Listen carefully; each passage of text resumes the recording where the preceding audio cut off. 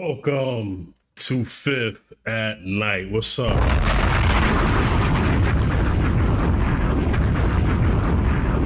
All right.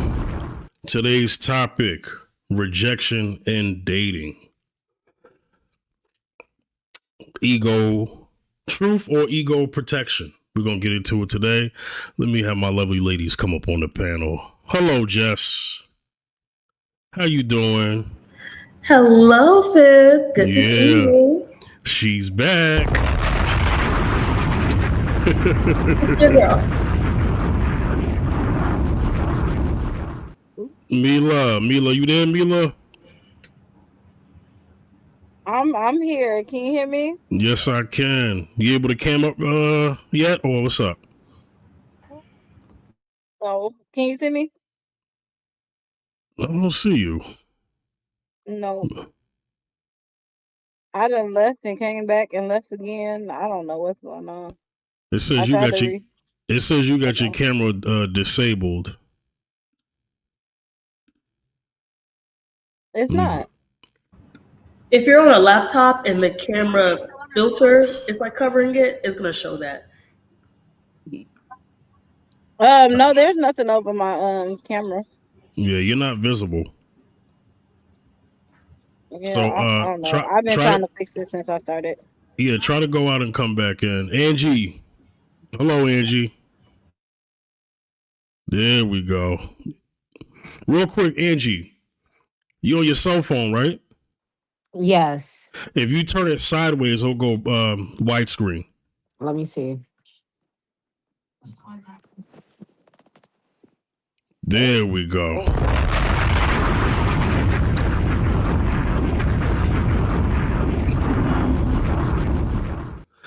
So Zacchaeus won't be here this episode. Uh, he was trying today. He won't be here. Beyond is gonna try his best to come in. He'll be here a little later, probably in the last hour. Um, I got another brother of mine that I'm trying to get on today. As soon as he pops in, I'm gonna let him join the panel, and then another newcomer. If she could show up, then we'll be good to go. But we're gonna not delay it too bad. All right. Mila, everything good on your end?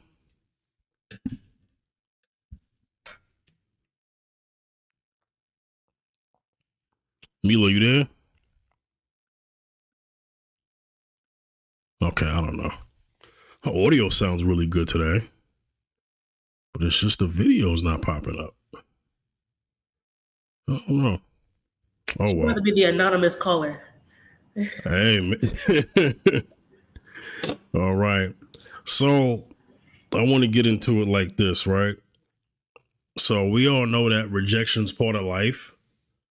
I mean, you can get rejected, not just dating, but rejected by friends, rejected in social circles, rejected by a job, rejected in your family.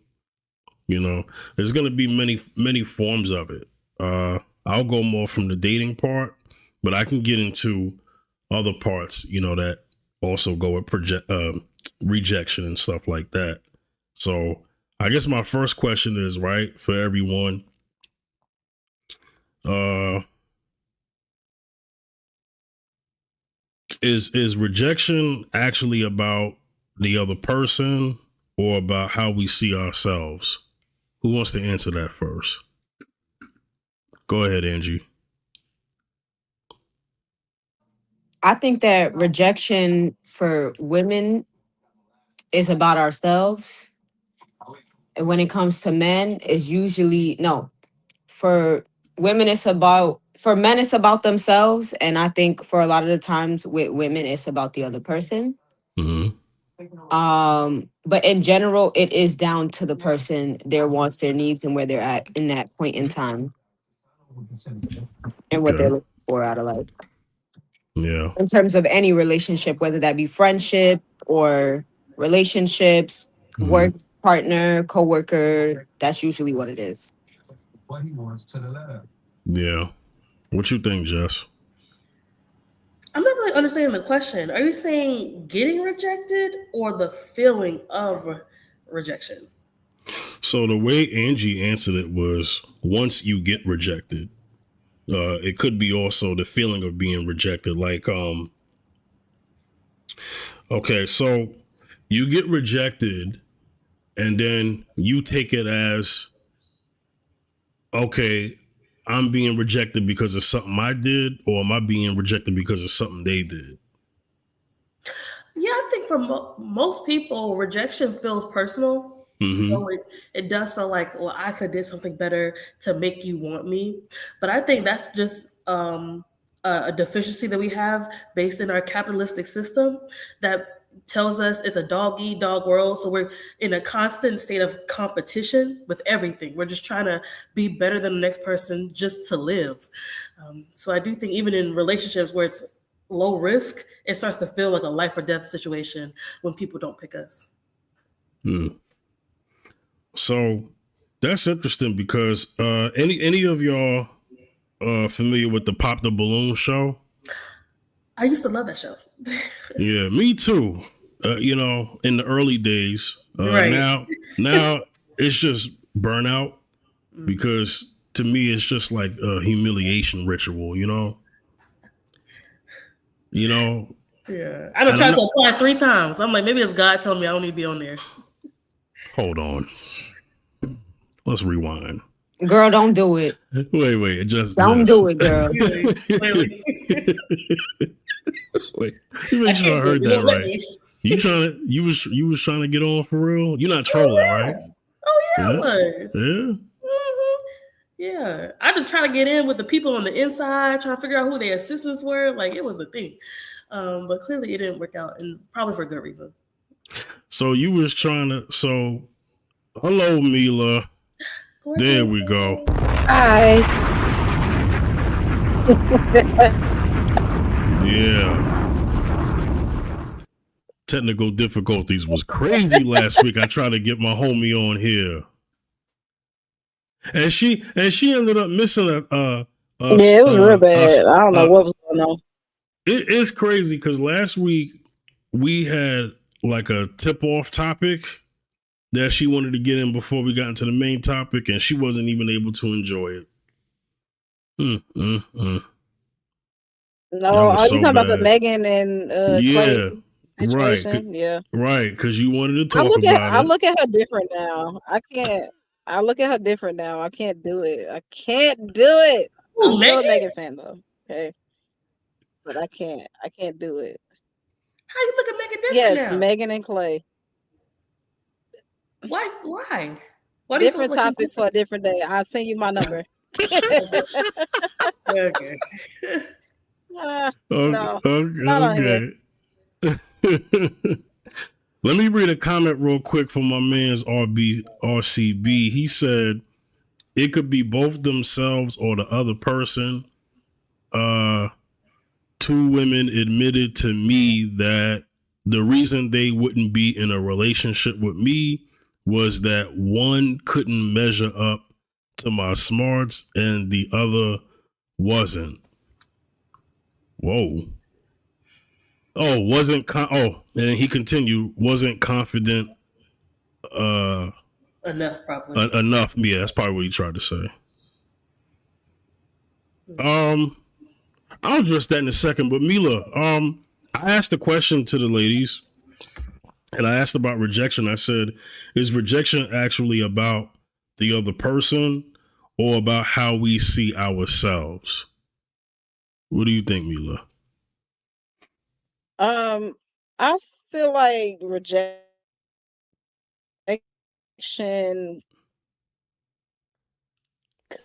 could be Oh no.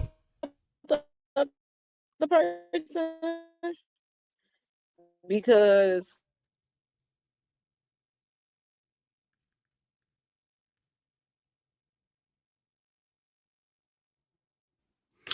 what the Hello? heck? Mila, Can y'all hear me? repeat yourself. Yeah, it was struggle streaming for a second. Go ahead, Mila. Oh Now, I know you ain't God. in struggle stream. Oh, No, I'm on my phone this time. okay, I was Mila. saying Yeah, I think yeah. Go rejection ahead. has something to do with the other person. I don't think it's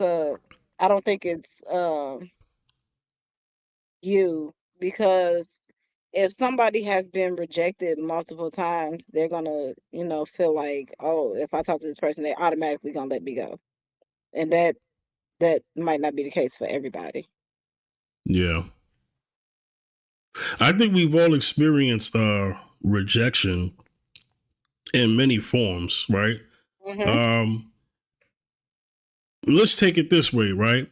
Let's say there was an opportunity that you wanted, a job, career, whatever it is, right? And it's something that you've had your heart set on. And we could take it from childhood because this is where a lot of the growing pains happen. Let's just say you don't make the sports team, or for the ladies, if you want to be a cheerleader, you don't make the cheerleader team, the dance team, or it could be anything. Spelling bee challenge, debate team, whatever one was into. Mhm. When you got rejected, how did y'all take that? From early age till now, like how did you take it then, and how do you take rejection now? Who wants to answer that first?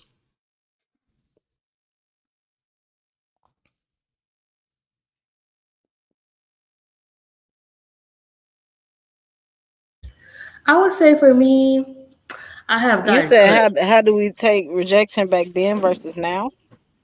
Yeah, Yeah. I'm saying, like, we've all been rejected. What's up, Ron? We've all been rejected, right? At some point. And I mentioned the examples, right? From childhood, you could be rejected because you didn't make a certain sports team, a certain whatever, a social club, whatever it is. Um, how did you take rejection then? Back then, when you was a kid, do you remember those memories? And then going up to how you take rejection now.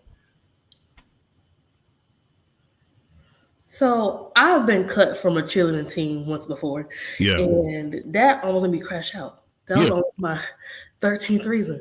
But I do think my situation was pretty specific because being the black girl in a majority white school, you always feel like othered. And so then not being picked for something or feeling like the last one picked, it is almost like a double whammy. So I do think throughout my life, it felt very personal to me when I was rejected in certain cases or when I had a crush, and just me, no one tells you like about like the whole race thing. So you're just in school having a crush on this boy. But little do you know that there's this whole like system behind you that would want to keep y'all separated. You're not understanding why um, that's happening. And so I would say now I have to be way more conscious of doing what I told you before, which is now that I'm an adult, I still feel like the capitalistic system makes us very competitive. So now I know better, but again, I have to be conscious to not get into a competitive mindset where it starts being oh, it's my fault or I'm not good enough because I wasn't picked, and start reframing it as, well, if God wanted me to have this opportunity, then I would have had it. It would have been mine. And as I remember all the times that opportunities did come my way that I didn't have to perform for, that I was just in position to have. So just again being grateful, but that comes with maturity and remembering all God has done. So the rejection that you get feels more like protection and a redirection versus a condemnation. okay. Anybody else want to answer that? I need the question again, or then I'm gonna get the Ron. Hey, Ron, What's up, you brother? you. No, can you What's up, brother? ask the question again? Yeah, Mila, I got you. And then I'm gonna ask. So when you took rejection, this is outside of dating. When you've been rejected for something, an opportunity, a job, you can go all the way back to childhood. Something happened in school days, you got rejected.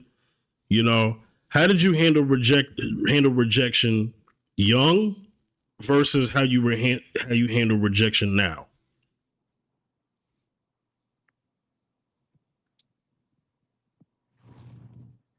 Okay, so when I was younger, I used to be bad with rejection. Like when I say bad, I mean like boohoo crying bad. Because I always wanted to be on a dance team. I always wanted to be somebody's best friend. I always wanted to be the teacher's pet, stuff like that. But now it's like, so what? I don't care. Yeah. You can't pay me enough to care about being rejected. Cause at the end of the day, you only hurting yourself. You're not hurting me no more. You're not gonna have one up on me like you used to. Good luck with that. That's how I feel about rejection. That's what's up. So Angie, rejection, right? And I know you're young, but you can still answer this because you know exactly how to answer this, right? I feel like you're closer to it than maybe I am because I'm like almost 40. So I would say like when it comes to rejection, right? So go back from when you was like a child handling rejection to how you handle rejection now. And this is outside of dating and romantic relationships.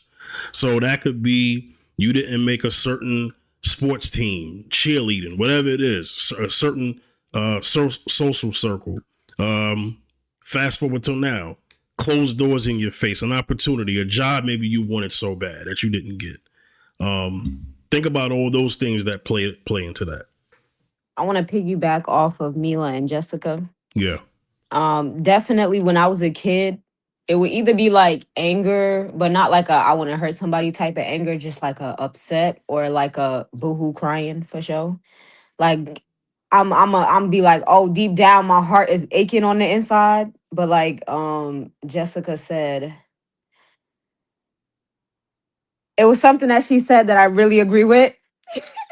I just got ADHD. When I remember, I'll say it. But I pretty much handle it similar to that.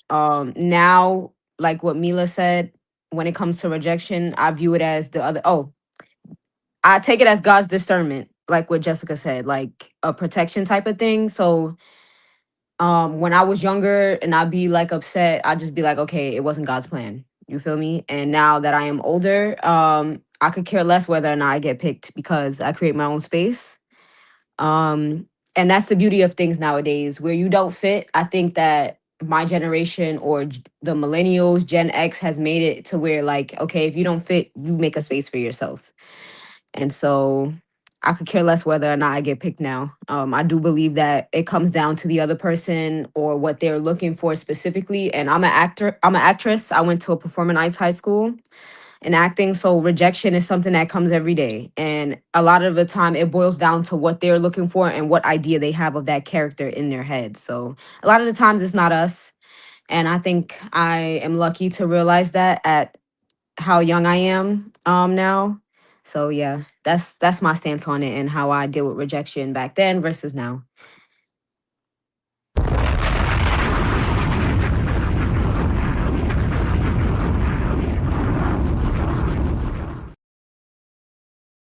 I just realized I was muted. My bad. Shout out to my little sister right there, man. I could rock with that. There we go.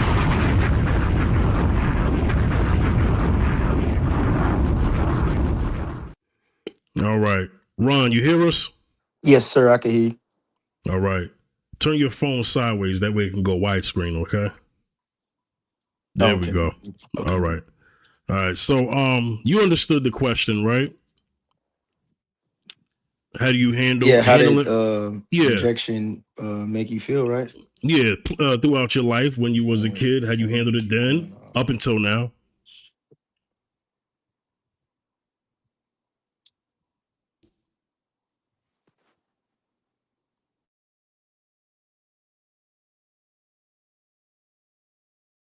Dang, what's going on? This stuff freeze. What's Oh up with man. everybody leaving and coming back and freezing? Well, Mila, you was going through that last week. I What you know, talking but about? that's why I'm asking. Like, it's still doing the same thing. This is crazy. Ain't no way. It's like after I talk, I can't hear nobody after that. That's diabolically insane. Dang, he on here twice. How that happen? Hold on. Yo, you on here Yeah, twice? How that happen? I don't know. The audio keep going out. Let's see. Are you on your phone and a tablet or computer?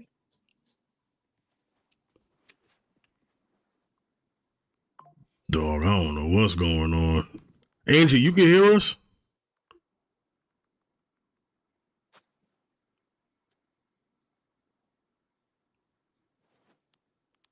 Right. I just had this problem last week. First I wouldn't connect, then there was audio. I'm over it. Excuse me, my good sir. We're gonna have to stick to TikTok. Nah, the show must go on. This is my thing.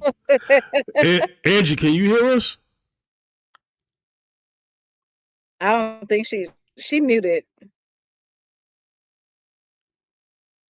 That's so weird. So all right. I don't know how often y'all watch YouTube, but I watch plenty of shows that use StreamYard. Plenty. Okay. YouTube is full of that.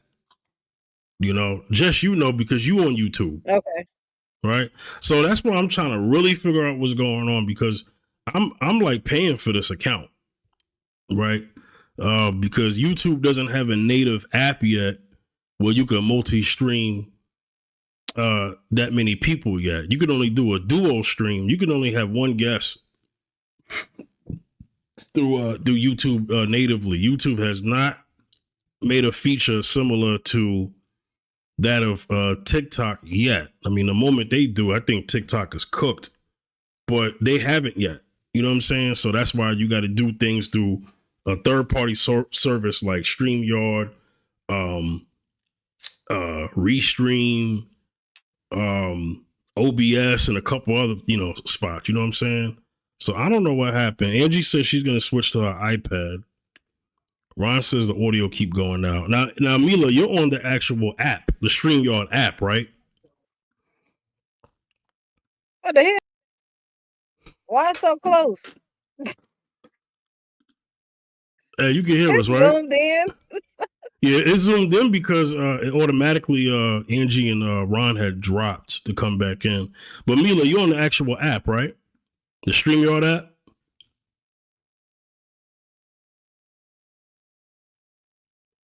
Okay, you muted. You muted, Mila. I said no, I just connected from my email. Okay, so it's through the web browser? Yeah. So what web browser are you using? Firefox, Safari, Google Chrome? Chrome. Yeah, Chrome. Okay. Chrome usually works. I'm using Chrome right now. So that Yeah, but my Chrome is fine. I'm on my laptop. I'm on mine too. My phone Yeah, right here. just you on your laptop, right? I am. Yeah. See, just connection is good. Yours is just as good as mine. But all right, let me bring the show back because I don't want to lose views. So the question that I have is this, right? When being rejected, right? Would you want to know why? You said, did we want to know? Yeah, when being rejected, would you want to know why? I would. You would, Jess? Yeah, I I would. would know why too. Tell me so I can be like, that's stupid. Is that the only reason why you want to know it, just so you could call it out? She's not gonna say that's stupid. She gonna find out why. She gonna be like, oh no, you're just slow. Same difference. Same difference. Well, okay. Well, that's It ain't interesting. gonna make you do nothing. I just want to know how dumb you are. Yeah. Well, that's interesting because I think how we handle rejection plays into that. Like for instance, right? Y'all are women. Y'all know where I'm going. Man hollers at you, and he says, he trying to get your number, whatever, and you're like, no, thank you. And then you hear, forget you then. You know, Oh, that's you wanna? Oh, I hate stuff like that. go ahead, Mila, speak to that. Okay, so I just went through this last night. Mind you, yesterday was Mother's Day, Yep. Happy Mother's Day, and Mila. I was dressed up, and I went out, and this one dude was, mind you, he was with his girlfriend, and he kept trying to talk to me, and I know her. So I'm instantly like every time I walk past, he will look at me. I will go sit with the person that I'm with. He will look at us. And then like if he wrap his hand around me, it would just be like, why you with him? Sir, I will tell your girlfriend that you keep eyeballing me while y'all slow dancing. Stop playing with me. How? Hold on, bro. How? Wait a minute. But you know her though, right? So don't Yes, you know? I know her. We are in the same club world. Yeah. But if you're not man enough to tell her that she's not enough for you, don't leave her alone. Go find somebody that's gonna be acceptable to what you're doing. I don't like stuff like that. She has got to know. Ain't no way. I don't know if she know I didn't say nothing to her because of the simple fact it was her club set. And I don't want to be the one to ruin her night and it's Mother's Day. Mm. Well, DM her the next day. Oh no, I text her this morning. You Oh, ain't gotta period. worry about it. Yeah, Period. I text her this morning. Because they cannot get away with this. I feel like God brings shame It's back. You know? horrible. I hate when you deny a dude and then he always say, well, instead of saying forget you, the other F word. Yeah. Well, F you. I just wanted to hit anyway. Sir, you have no morals, no standards, no nothing. Cause you don't even know nobody health results. Right. And you just want to be out here slinging that thing around. You're nasty. Right. Gonna be burning like Usher. It's just crazy.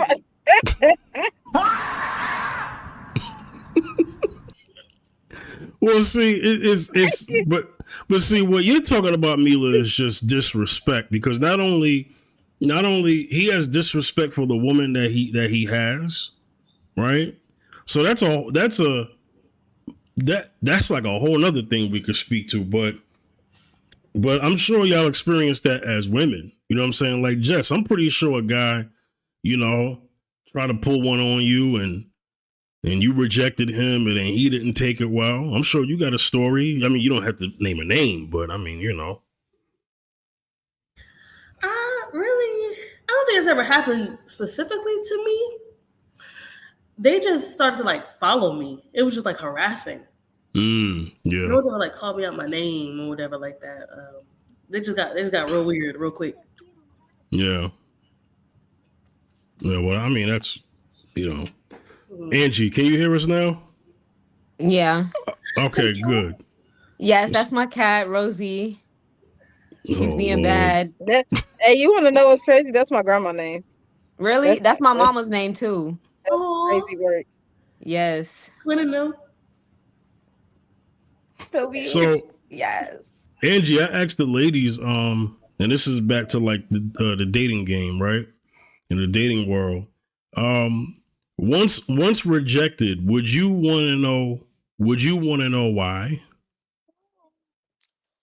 I feel like before, yeah, like when I was younger, Yeah. um, like it was like, oh my God, like what just said, why didn't I get picked? Or, that'll be running through my mind. But now I could care less. I don't care to know why I didn't. Yeah. Some things I would just better left unsaid if you ask me, because beauty is in the eye of the beholder when that comes to making decisions or Yeah. choosing things. And how can you convince somebody, if somebody likes roses, you can't convince them to like orchids. You know what I'm saying? Yeah. So that's just how I feel about that. Yeah. Ron, can you hear us now? Yeah, I can hear you. It just keeps like going out randomly, but I can hear you right now though. So, question, right? Once being rejected, man, would you want to know why? Have you ever wanted to know why in the past? Of course, Yeah. definitely. Yeah. Question: once you get the why, what's going to be the response after that? For me personally, nothing. I'm just thankful that whatever situation it is, that there was honesty there. That's Yeah. it Okay. Honesty and transparency, right? for sure. Rejection um, doesn't always come in the beginning phase, right? You could be with someone, or you could be in the process of trying to be with someone, and that rejection comes on the back end. So I think men and women, uh, they get rejected in different ways, right? Like for instance, right? You're in a relationship. Well, maybe you're not in a relationship, but then this is not like personal, right? You see a woman, she's with a guy.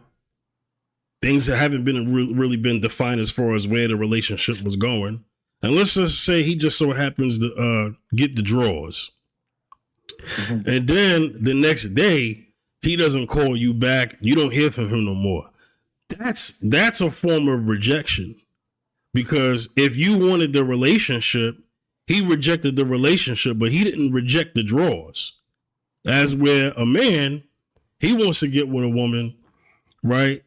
And boom, nope, don't want you. So what could happen, and a lot of times is that, you have women who may cut it off right at the source, but then you have men who will play the game, not all, will play the game, right?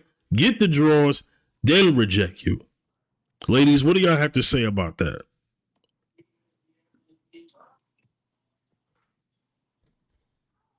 Go ahead, Mila. You Go ahead, unmuted. Jess. Nah, Jess, nah, nah.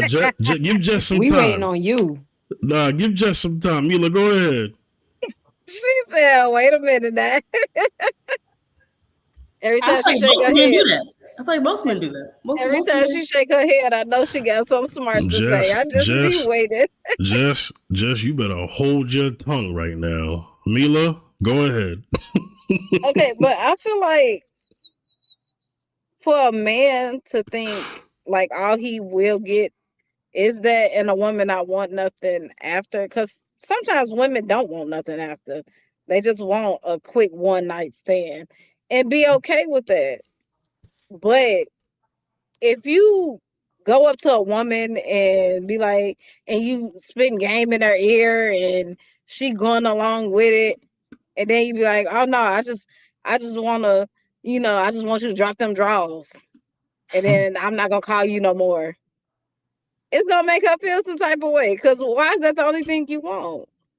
What if that's not what she wants? Then you got a stalk on your hands, especially if you do everything you're supposed to be doing the right way the first time. You're gonna have a permanent stalker. God forbid you got somebody at home, cause then The your man or the household's gonna be woman? messed up. Mila, you're answering if the man is honest up front. The No, no, question no, is no. not that though. That no. I'm saying if I was saying what you said, I just answered it in a different way. I'm saying if no, because mind you, he's not right. Because all he wants is the draws. So if that's all he want, and he do everything that he's saying he gonna do the right way, he's gonna have a permanent stalk on his hands. Mm. You can't just want the draws from a random girl and think you gonna just leave and think everything gonna be okay. What Fifth said? I'm leaving here with something. I'm leaving here with something. Like I'm Mila leaving here got a with something. point. You know what I mean? I'm from around the way. I'm leaving with something. So let me help the question. So Mila, you're speaking to the possible consequences that can happen when a man plays that long game, right?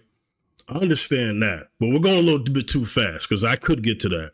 What I'm speaking on is the deception part. And so I think what happens is sometimes women will get with a guy and he will get the draws, right? And then they think, oh, I got him now. That's my man, right? But then right after he gets the draws, he's like, nope, You don't hear from him. You don't even get a text message. You just get ghosted. What I'm talking about is the ghosting part that happens after that. And what I'm saying is, if that's not something that she wanted or agreed to, that is a form of rejection. Maybe not in terms of the relationship part. He's rejecting if you wanted a relationship, he's rejecting the relationship part of it, right? And the confusion is, oh, he must really want me, because, he laid down with me. That's the part that I'm speaking to. Jess, you can go ahead and answer that. No, I agree. I think we're often told that all men want is the boom boom.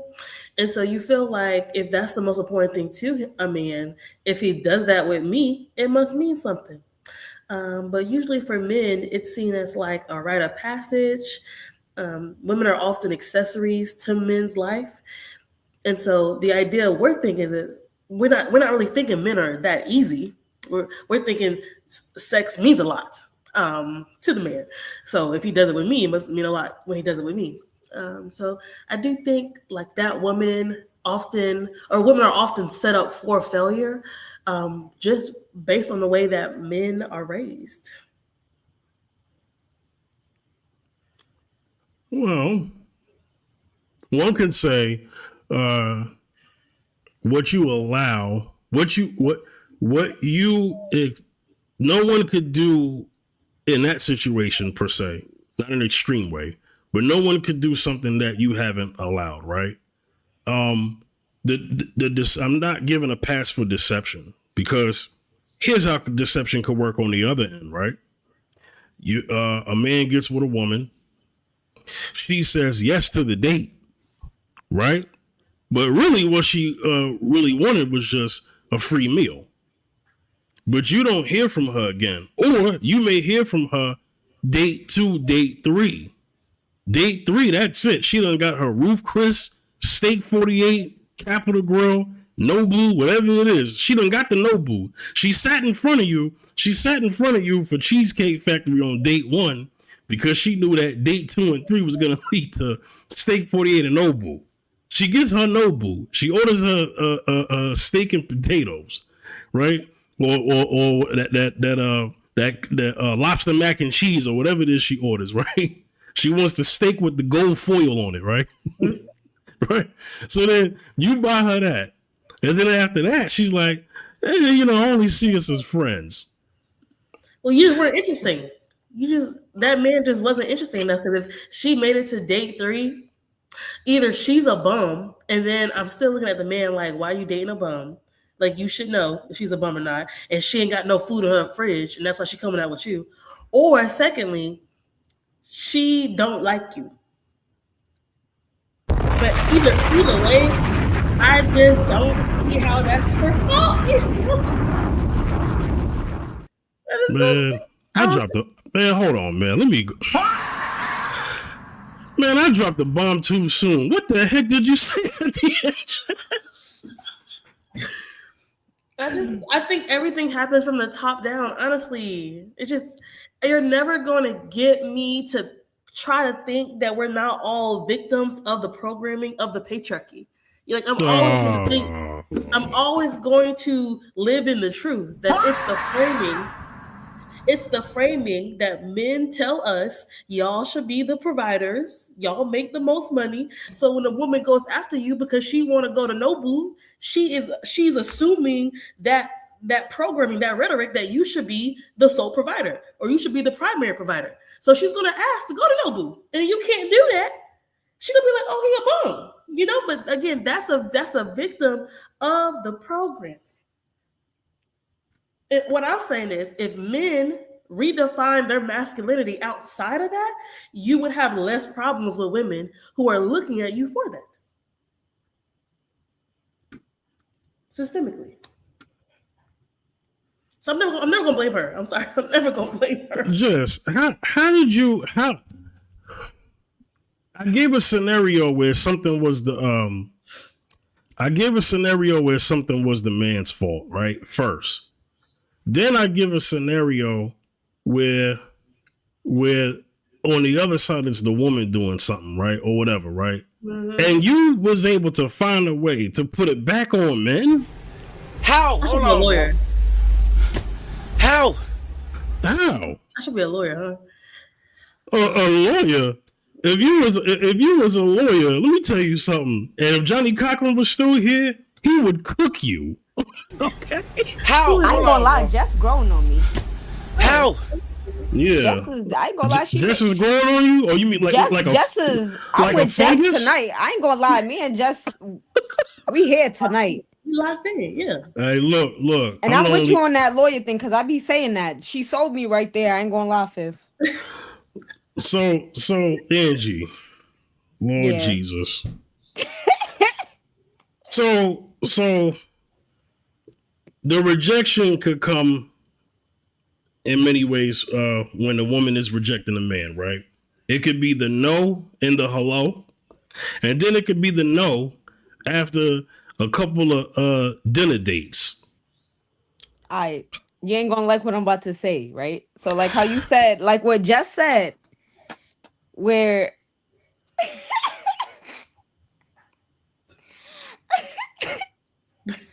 with the man, right? I was on my way to school. This was like 3 years ago, right? I was on my way to class. I'm going to college now. And this man stopped me. And I said, I'm on my way to class. No, thank you. I'm not interested. Kept going. I just want to take you out to lunch, XYZ. Now, at the point in time, I'm a struggling college student. I'm like 19. So I was like, you know what? This man won't leave me alone. So I'm finna waste his time. Because he want to waste my time and he's making me late for class. I'm about to waste his time. And so I let him take me out to lunch. We had a great lunch at Chick-fil-A. I had me a nice salad. I went home. And I dropped the bomb on him. I was like, well, like,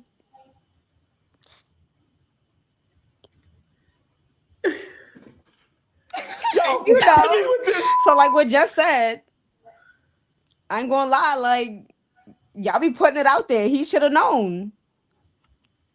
It shouldn't have been a waste. Like, if you're gonna do something in pursuit of a woman, do what you can do. Stop overextending yourself. And I think that's the problem. Men be overextending. Like, you don't gotta like that to be going out to Ruth Chris every weekend with different women. So stop doing that. Right? Diversify. So was it okay for the scenario that I gave for the man popping that butt and not calling you back? Was that okay? Of course not. Also, that's Yo, killing me with this. so You see, that's because not, using somebody for the dates and the money is different than actually getting entwined with their body. You feel me? Like, wait. they body- Wouldn't the body mean more than the money? Clearly not to y'all, because y'all doing Right. it. It don't mean that to y'all, but it mean more to us. No, that's the point I'm making. So You always get some money back, Finn. So I if can't it's get my virginity back. so Jess, if it's my body, my choice, then it's my money, my choice. Not the same thing. Not this. Oh my That's a little God. extreme, You know for a fact that in this current capitalism society, people are not paid what they're worth. Elon Musk does not work enough to be worth $8 billion something dollars. Okay, so no, money and my body are not the same things, because money and my body are valued at very different things. Yes, it is. It sure is. You can always get more money. I can't get my time back. Thank you. And that's why we here today. We here. Who's to say? So Jess, you mentioned Elon Musk. Why did Brian Nichols? But why did you mention one of the richest people on the planet? That doesn't connect with everybody. I mentioned him because I'm showing that we're working for $1, but it's not conducive to the amount of labor we're putting in. So people are not being paid what they're actually contributing. So Elon Musk is an example of how he's worth a ton of money, but he ain't put that amount of time in to make that certain amount of money. And that's the rhetoric we're often given, that how much money I make is conducive to my masculinity. I identify my personhood with the amount of money I generate in the number. And what I'm saying is that's a lie we've been sold, because there's people who are doing a lot more work and getting paid very less, and there's people at the top who make so much and are doing a fraction of that. So this idea that our labor always matches what money we get is not true. Just what does that have to do with the question? That your money means nothing. Money is a concept. It's a figment of your imagination. So then why do women have income requirements for men if money don't matter? Listen. Go ahead, Angie. Yeah, let Angie answer that. Because my time is going to be worth something. I'll tell you that right now. My time better be worth something. If I'm with a man, right? Now, granted, relationships is give and take. But I feel like every situation is unique. However, when it comes down to a man being a provider, I'm going to make sure my man can provide respectfully. If I got to turn that house into a home, my man better be coming to provide. Well, then you better be, when that man, listen, let me say it in a married way for my Christian people. So when you get married, you better, when he get home, you better have that thing tooted up, okay? You hear what I said? And it sure would be. Hey, listen, no, because if we're going to do that, when that man comes home, you better have that thing tooted up for action. If her bills are paid, you don't think she gonna want to? Yeah, what? You doing everything you gotta do as a man? Hell yeah. First of all, you don't even gotta step through the door. Before you even step through the door, the trench coat is on. Because the stats show that when you get married, you get less booty. You hear what I said? I'm here to tell you, I'm on the side of women. Men are on their job. Men don't and be women on have their a job. higher sex drive than men. We do have a higher sex drive than men, so it begs the question: what the hell are y'all doing? And first of all, a lot of men, they only have sex to get what they want, to get their Yes. man, like they're not doing it for her. So that's probably why she don't like it with him. And a lot of the times they be selling dreams until they get their post-nut clarity. Like a lot of men don't even know what the clitoris is. They don't know where the G spot is. They think if you just jackhammering her cervix, that playing means DJ. And it's oh my god. And they think if you go faster, it means more. I'm saying, and it is not. It doesn't mean like it actually is hurting. Stop, bro. But then you know what? Men actually like to hurt women because on all these like corn stuff, when the girls like put her hand up, they be like, move your hand. They like that domination stuff because it turns them on. But she could not be enjoying that for real. But she, again, the programmer, she thinking, oh, well, he's supposed to dominate me, so I'm gonna let him do this. Speak for yourself. I'm gonna speak for myself on this one about I'm from around the way. I'm leaving with something. These men nowadays do not have the sex drive that us women have nowadays. They can't keep up. I'm so sorry, they can't keep up. And that's why we see these older women nowadays going with the YNs, because the men just can't keep up. They can't. I'm not saying I'll do that, but the men just can't keep up. Y'all need to have it tooted up as soon as I get home from work. The reason why I said what I said, Angie, is because on one end, it's if a man provides, he has these expectations, as he should. But God forbid, if the man, how he's providing, he's going to have certain parameters, certain guidelines. But you have parameters and guidelines as far as what he should be having to take care of you. So you think that somebody should be able to take care of you, and you don't have a job, and you don't have a job on the other side to that? Of course I do. Okay, so Angie, right? peep game, right? And I'm gonna get to the rest of my questions because I'm about tired of y'all. So what I heard earlier was if a man is leaving here with something, and you know what that something is because I said it, that he's wrong. But if a woman is leaving here with something, it was his fault. So is anything a woman's fault? Sometimes. Okay, Sometimes? y'all say we can have better discernment, right? But then y'all love to argue that men think more logically. So if y'all are the ones that think more logically and remove emotion out of things, how couldn't y'all tell y'all was getting used? But you know what? Like when you think about it on the other side, women are more emotional. We are going to play out every single scenario, which is why it takes us longer to get to the bottom of the situation. I'm not saying that women are never at fault. We do sometimes. But when it comes down to body versus money, body is always going to trump money. Always. Yeah, life is very fragile as a human. And I think that's something that we all know. So when it comes down to your body, that's something that men teach their daughters. Your body is your temple. That's something that they say in the Bible as well. Your body is your temple. But what you hear about money, it come and go. Money come and go. One day you'll be up, the next day you'll be down. If his money goes, you sticking around? If that now that's if he my husband, yeah. Like we already established that for better or for worse. Jess, I'm gonna pass the mic to you.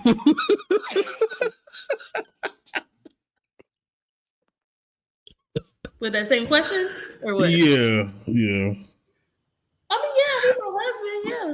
I asked what I first asked was, is anything ever a woman's fault? Because y'all both said what y'all said, and you, Jess, especially you, was able to flip this scenario back to it being the man's fault again. So is anything ever a woman's fault in these scenarios? I don't like the word fault. I like more responsibility. When applied to women, because you didn't use that word when applied to it when a man. No, I was just using the words you said, but Okay. if I was the one to present this information, I would say responsibility. I wouldn't say fault. But I do think more often than not, it is the man's responsibility for why both the men, the women, and the children are where they are. It's seldom the woman's responsibility. I do think, again, top down, this is a man's world. This is a world built for men to succeed. So if men are broke in a world built for men, that's on you. If a man can't find a good woman in a world where they tell women to get picked by a man because your value comes from a woman, that's on you. I'm always gonna be like, a woman will rarely be able to find a good man, but I do think a man has a better chance generally of finding a good woman. Jess, actually, I have to correct you. This system was not designed for men to succeed. This system was designed for the elites to succeed. So that's not going to be every man. But did I say poor men or did I just say men? You said men because you have a hard time, and we've been through this with you. You don't delineate or distinguish. So obviously, no, I always delineate and distinguish because I never put everything in one circle. But even when you say elites, you're talking about elite men. So it still goes to my point, Fit. Are elite men all men? I didn't say all men. I said men. No, I'm asking the question. I need an answer. Okay. Is elite men all men? No. Okay. So elite is what? Financially well off. No, elite is I'm talking about the definition. Elite is going to be a particular selection, right? Mm-hmm. In layman's terms. So there are going to be men who are in the struggle because the capitalistic society, this is not a communist society. This is a capitalist society, since you brought it up and I didn't. Mm-hmm. So it's going to be for the elite. And guess what, Jess? Amongst you, they will handpick elite women to make sure that they're over you too. Or do you not agree with that? I'm hearing you correctly. The elite men will then pick elite women to be with. Is that what you're saying? They will pick elite women, and those elite women are not going to be equal to every woman. So what's going to happen is you're going to see elite men, right? And then the illusion of inclusion would be, well, it's not all women are struggling because we got Oprah, we got this person. They always use that as a means to say that, well, you can't say that because there are women who are up there. But we all know that that's not going to be the actual thing for all women. But I wouldn't even worry about a woman's money because again, the patriarchal system doesn't There's a define our glass worth. ceiling. It doesn't define our worth through money. And then we have we're going to add all these layers, all of the exclusionary tactics that they put on women to exclude them from certain industries. At this point, women in America have only been financially separate from men for the last maybe 50 years. So I wouldn't even compare what a woman's generating to what a man is generating. What I'm saying is that from the top down, men said this is what it means to be a man, and then they also said this is what it means to be a woman. And generally, what it means to be a man is you make the most, you are stronger, you're better, you're faster, you're smarter, and the woman has to get on your program. So I'm saying in that framework that the world was built on, it is easier to find a woman than a woman trying to be independent and finding a man to get with her. It's much easier to find a subservient, submissive, I don't think for myself, I'm trying to get picked woman than it is for an independent woman trying to find a man who will respect her as an independent, autonomous being. So I like how you put independent in front of that.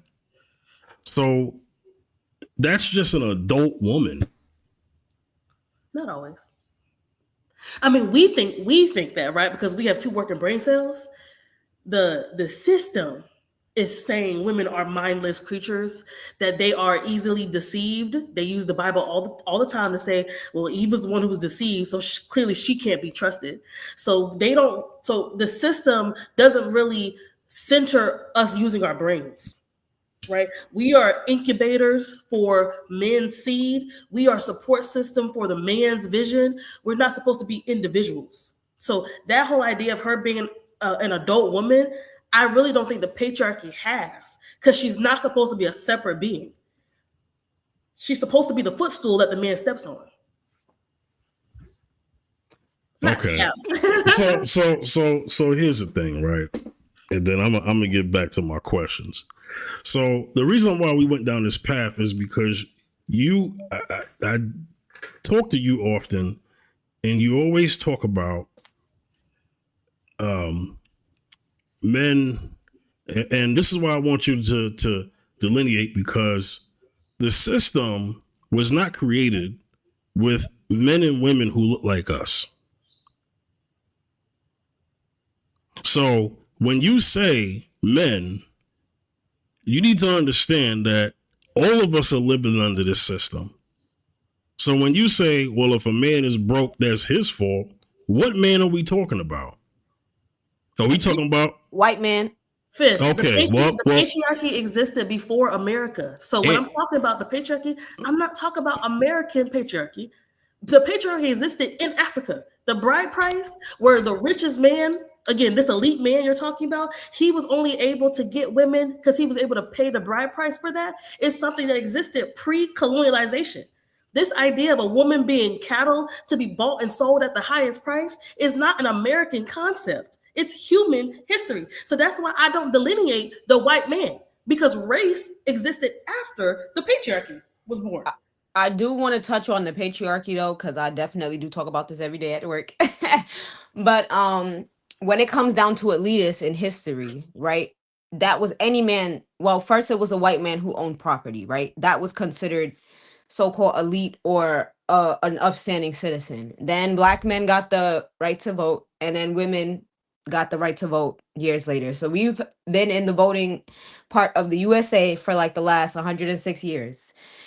However, when it boils down to patriarchy, yes, this world was founded on filial piety and patriarchy. Like, even when we look at the English monarch, that is still a patriarchy because the king is still above the queen. And when you look at it that way, yes, like men do hold a lot of the power. Women, they face glass ceilings inside the workplace. To where once they reach a certain level, it's hard for them to even go up beyond that. You start to see less people that look like you. And if we remove race off of this and we just make this like man versus woman, a lot of the pull when it comes to making decision, men are at the top in those rooms in the board meetings making a lot of these decisions. Who dictates the beauty standards that are dominant in this world? Men dictate that. That's why we see BBL, that's why we saw BBL culture skyrocket, and now we're seeing a change of that. Definitely patriarchy. Men did shape this world. They do take control of it. Things are changing now, but I'm gonna have to go with Jess on this one. Y'all are responsible for the way the world is right now. Not even gonna lie to y'all. Y'all are making the big decisions. We got Trump out here starting wars. If you look at it, men, the patriarchy is so strong, they won't even let a successful woman lead the country that we're in right now. And like you've seen, there are other women that have led in. You have Nefertiti, you feel me? We have other successful monarchs in this world. However, in today's day and age, we see that people are still against that and they're fighting actively for it. So when we look at the things that's wrong, the different laws that were set, a lot of those laws were made by men. Women didn't get into the voting room or into the legislature until way later. Way later. So when it comes to how markets are, where the market shifts are or how they are dominated, I do think that men do hold a lot of power in that. However, I'm not saying women don't have any power because we sure do. And once we realize the power that we truly do have, I think that we could turn this world upside down and make a real change. I'm gonna be 100% honest. But yeah. So, you know what's so crazy? Y'all familiar with Queen Elizabeth? Mm-hmm. So, do you know that Queen Elizabeth, if she wanted to, could have gave back all the gold, or all of that gold that was stolen from Africa and many other countries, the reparations and all that? That's a woman. So how come her herself, right? Because what I'm willing to believe is that if a woman became the president of this country, she would still uphold the patriarchy rules that y'all are talking about. She wouldn't change a thing. She would still go with, yes, she would. Give me a second, Jess. I'm sorry. She would still fall in line with the policies. You know why I say that? Because if we're gonna get political, I try not to, but if we're talking about Kamala, when Kamala was in California, those same things that were created before she got in were still in play. It's not like she went in there and said, well, since I'm a woman and I'm here, I'm going to make things a lot easier for women. That didn't happen in California. 100%. I feel like when women, I do believe, I agree with what you're saying, and I agree only because when you're a woman and you step into that space, you do have to play the game a little bit before you can turn it upside down and flip it. Women are going to play the game. They're going to play the game because a lot of the times, and we have to work way harder at the game because there's a man, woman, whoever, even women are against us a lot of the times when we're working our way up to excel in our careers, to go against us. So we are going to play the game. I see a lot of the times throughout history, you are going to witness a woman in her career play the game, do what's socially acceptable in order to gain some sort of leverage. And if she is comfortable enough or strong-headed enough, she will play her cards right in order to be able to flip it into a different way that is more beneficial to society. But I think we have not reached that place yet. And which Queen Elizabeth are you talking about? The first one? Because there's 1, 2, 3, like it's a lot of them. The one who died. Just now. Dead.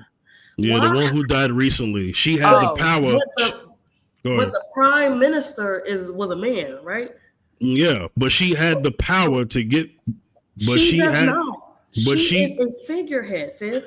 But she had the resources, if she wanted to to delegate on behalf of the people that she owes that gold and money to, she could have went to Tony Blair and said, look, I'm willing to, because Tony Blair was the prime minister at the time, right?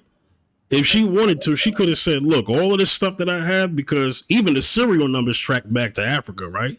If she wanted to, what I'm trying to say is that when a woman gets in power, the thought of her being a nice person and actually pulling up other women is a myth, because there have been many women who have gotten positions of power and they've acted just as dirty as the men that they proceeded. Yeah, but we'll never know, because Kamala was never freaking voted in. Hopefully she run again. And now we at war. So do you think? So but my thing is, like, Queen Elizabeth, I do believe is a bad example, because they have a constitutional monarchy. She is a figurehead. It's not the same thing as like Elizabeth I, right? Where she had a lot more leverage because she was the authority, even though she had a whole cabinet around her that was full of men. So even when she got into power, I don't think that she could have disrupted all of the other things the other male kings were doing before she got there. I don't think that she would have been safe to do all of that. Her for sure. Guillotine. Right? Like, I don't think she would have been safe. So Queen Elizabeth the second in 2015, she definitely don't have the leverage to sell off the country's jewels in the way that I think we think she does. Like, I really do believe they're just figureheads. They get paid to smile and kiss babies, but Kamala definitely would have put the women's on. She would have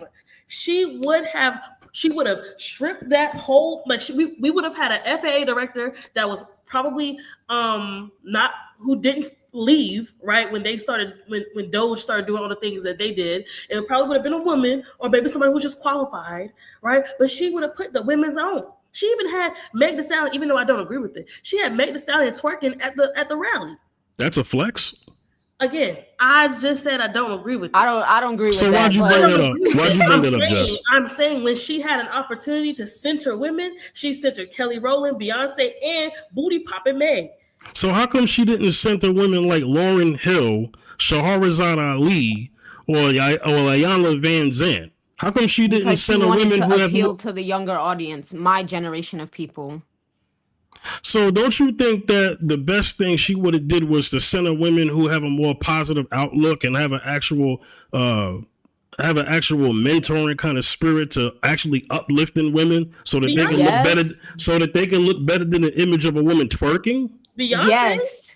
So Beyonce, hold on, Beyonce's the barometer? Beyonce and Kelly Rowland were there. Beyonce, wait, hold on. Out of the women that I mentioned, and more I could mention, Beyonce would be the barometer. I don't think if Frances Cress Wilson was here today that she would have put her up on stage. Why not? Is Beyonce not a philanthropic? Does Beyonce not exemplify strong female leadership? Owns her own business? I'm gonna have to. I agree. I think she owns all her masters. She's a dominant person in her field. Would I say that Beyonce is the creme de la creme of morality? No.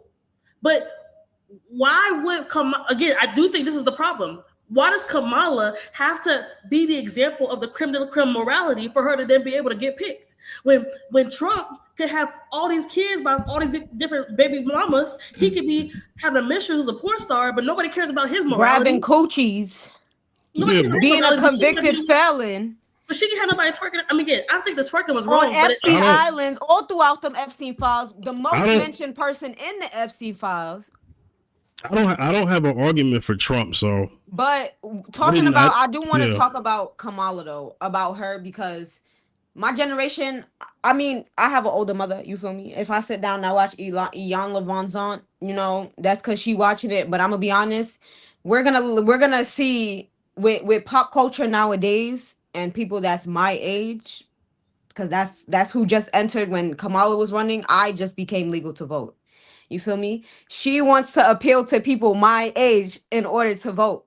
Who are we listening to? We're listening to Meg. We don't give a damn about politics. I'm gonna be honest. We don't give a damn because we see the scam that it is. We see it's a scam. I'm gonna be honest with you. We'll play our whatever, but we see it's a scam, and we realized it from a long time ago, and we don't want to play into it, which is why we got people like Meg.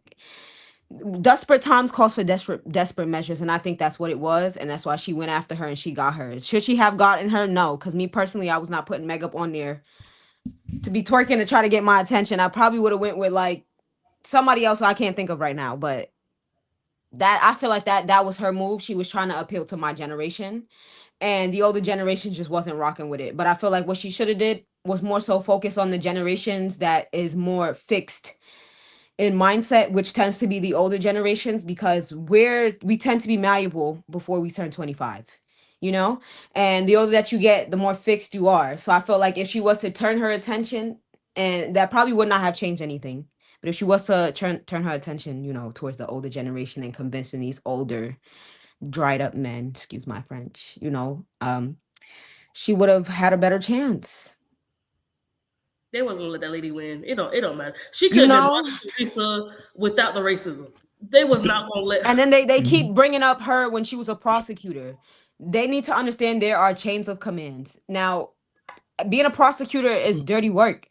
Everybody knows that. If you watch Yeah, Power, you actually helping my point about that is that the thing is that I they didn't wouldn't let deny Hillary. it. They wouldn't let Hillary win either. I know people Yeah. forget about Hillary, but Hillary actually won the popular vote. She Right. did. The electoral college is what picked Trump. Yup. So they didn't let Hillary win. Hillary, in terms of what she supported in her policies, she still would have upheld the same system that is in play, because at the end of the day, she's a Democrat and there's an agenda. Whatever party you are, you have to fall in line with the agenda that and the platform that you're running on. Here's where I am with this, right? Here's where I am with this. There are countries where women are like a president or whatever, right? But when I ask those women, are you willing to move to those countries? As soon as I actually name the country, I don't see them packing up their bags to go over there. I don't see it. So look, I hear what you're saying, but let's just keep it real. Even Hillary knows that the system that she lives under, at the end of the day, although she didn't become president, she is still an elite. She is considered an elite. And she will step on any woman who gets in her way. You think Hillary care about you, Angie? Hell no, she don't. That's why I ain't vote for her. Thank you. Like All I right. said, I don't believe in voting. I don't, unless it is for the Angie, representatives. I guess only what, believe Angie? in voting for my representatives, because at the end of the day, they are the ones that pick for me. The popular vote don't mean a damn thing. So if it ain't that, if I'm not choosing the representatives, I'm not voting.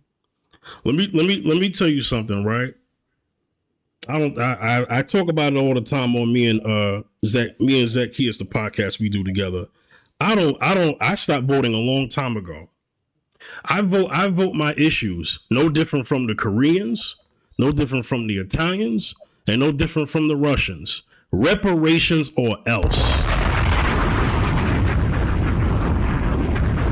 And since we talking Kamala said with her whole chest on the grill interview, I'm not going to sit up here and vote pass a policy that's only going to benefit black people. No. So once that guy said, I ain't want nothing to do with her. Is that what she said, Fifth? Really? You want me? Think I'm playing? You think I'm She playing? did say that we're only 13%. She got to think I'm convince a playing? lot more than just 13% of people to vote for her. You think I'm playing? She straight up said that. Come on, Fifth. She said that with her whole chest. I feel like I know what you're talking about. Don't make no day. I'm about to pull it up. She said it straight up. Don't play me no clip of it. Give me the clip. She want the whole thing, She not about to half get it. of it. She about to get it. I'm like the way that sounds. Hey, listen, y'all gonna learn today.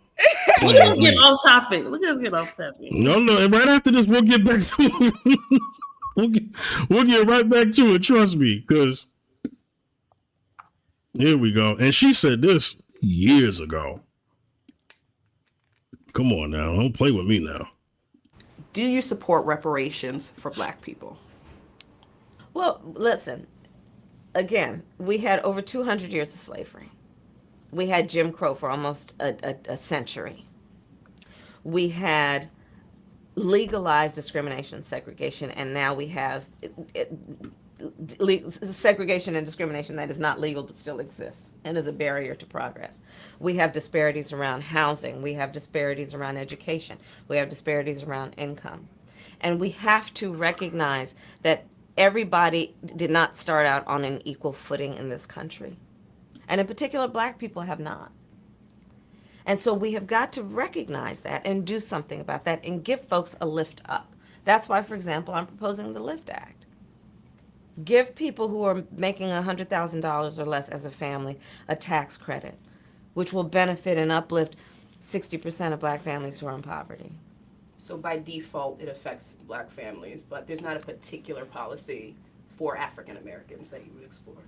But no, if you look at the reality of who will benefit from certain policies, when you take into account that they're not starting at the same place and they're not starting on equal footing, it will directly benefit Black children, Black families, Black homeowners, because the disparities are so significant. So if we focus on the specific issues that have resulted in the greatest disparities, and we understand that that's part of why we're doing it. Listen, the reality also is this: any policy that will benefit Black people will benefit all of society. Let's be clear about that. Let's really be clear about that. So I'm not going to sit here and say I'm going to do something that's only going to benefit Black people. No, because whatever benefits that Black family will benefit that community and society as a whole and the country. Right? Fifth, I'm about to fight you. No, because Go ahead, Angie. You heard that with your 2 ears. You got 2 ears, you got one mouth, and you got 2 eyes. Angie, go ahead. I'm gonna be honest. I hear what you're saying, but Kamala did not say that. And if you do look at the demographic of what's going on in this country, Black people are the ones that suffer the most. You implement and you look at the specific issue, you implement a policy for that. Yes, we are going to uplift that population. Can you save everybody? No, the fuck you cannot. Right? But obviously she's working for equity, right? When you instill equity, then that's where we could start talking about it. I've been doing panels since I was 12 when with the YWCA. Okay. So I'm like well versed on this equity thing, and politics and whatever the hell. Politics is my thing. But what she's saying, I'm gonna have to agree with Kamala on this one. And now reparations, if she was to come out flat out and say, hell yeah, I believe in reparations for the Blacks. Let's be real, she wasn't even gonna win the popular vote. She was not gonna win it after she said that. Majority of the country is not Black. So she has to say whatever she needs to do in order to, okay, yeah, I cool my people. But also I want people to view me as more than just a Black ally. You feel me? Because whether or not I put in this place, this specific tool, act, or whatever it is, legislature to benefit the Black people, if you just so happen to be another race, you'll benefit from it too, if it applies to you. We're not just focusing on Black people, we're focusing on the struggling population, because there are Black people that are well off. We do have people that have generational wealth inside here. That's not the focus. The focus is just making sure that we have a great standard of living when it comes to certain things. So I hear what you're saying, but that's not what she said. No, she said verbatim what I just said. The lady asked her, would you support any policy that would benefit African Americans specifically? Because reparations is a debt that was owed to Black Americans for what? Because of slavery, right? Yeah. And so if your people were here from the foundations of this country, then you're owed. Do you know slave masters got reparations? I know you lying. I'm not lying. Hold on. I want what the Jews got. I ain't gonna lie. Cause I want what the Jews got. I hear what she's saying. I see what you're saying. That's not what she said. However, I do agree that we definitely are owed some reparations. I don't give a damn This about is none of what that she other said. extra This is stuff. what she said. What she's saying is, uh, if I do something, I gotta include others. But that's not what other groups are taught. The Japanese got reparations. The Irish True. got reparations. Not only did they get reparations, they got the police force. The Italians got reparations. The Jews Everybody got the best got reparations everybody. out. Let me tell you something. Everybody got reparations except Black Americans, foundational Black Caribbeans. And let me tell you something. You know who You know owes why us? though? Yeah, I know why. This is why I'm bringing it up. This is the reason why. This is what I'm saying. The point that I'm making is when somebody becomes the president, regardless of what they are, what they look like, they're still going to uphold the playbook that has been written before they got there. The president ain't nothing but a glorified supervisor. Yeah. Okay, But sis, so she was trying to, her whole policy, she acknowledged all of the layers of oppression that Black people face. And so it's like the same thing when Barack Obama said, I would not say defund the police, even though I agree that the police needs to be restructured. He's saying the language of that is not going to get you where you want to go. And at first I was like, Obama, why would you say that? You going to fight against us? But then I understood that he has to appeal to not just us, but to everybody. He has to be an example for everybody. So maybe she don't say the word reparations, which is why she held back from saying the actual word. But her policy was, I'm going to give it to the niggas, right? Because I know that most Black families, their median income is going to be less than the white families. See now, Jess, that was wrong to say that. What? I'm going to give it to the niggas. Come on now, Jess. Yo, because come on now, that's disrespectful. Nah. We're talking about a lineage that descended from slaves who were promised 40 acres and a mule. We didn't get the 40 acres, and we dang sure didn't get the mule. Right. So for you But to our just ass come is out whooped. in modern day age and say I'm gonna give it to the niggas, that's even more disrespectful.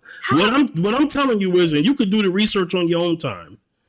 Everyone has been paid reparations except Black Americans, Black Caribbeans, and Black South Americans. And let me tell you, not only does America owe us, or England owe us, Africa owes us too. England, okay? France. And France and any country that was owned by any colonialist, all of that, they all owe. And what I'm saying is that they don't want to owe, they don't want to pay to us. They'll pay it to everybody else.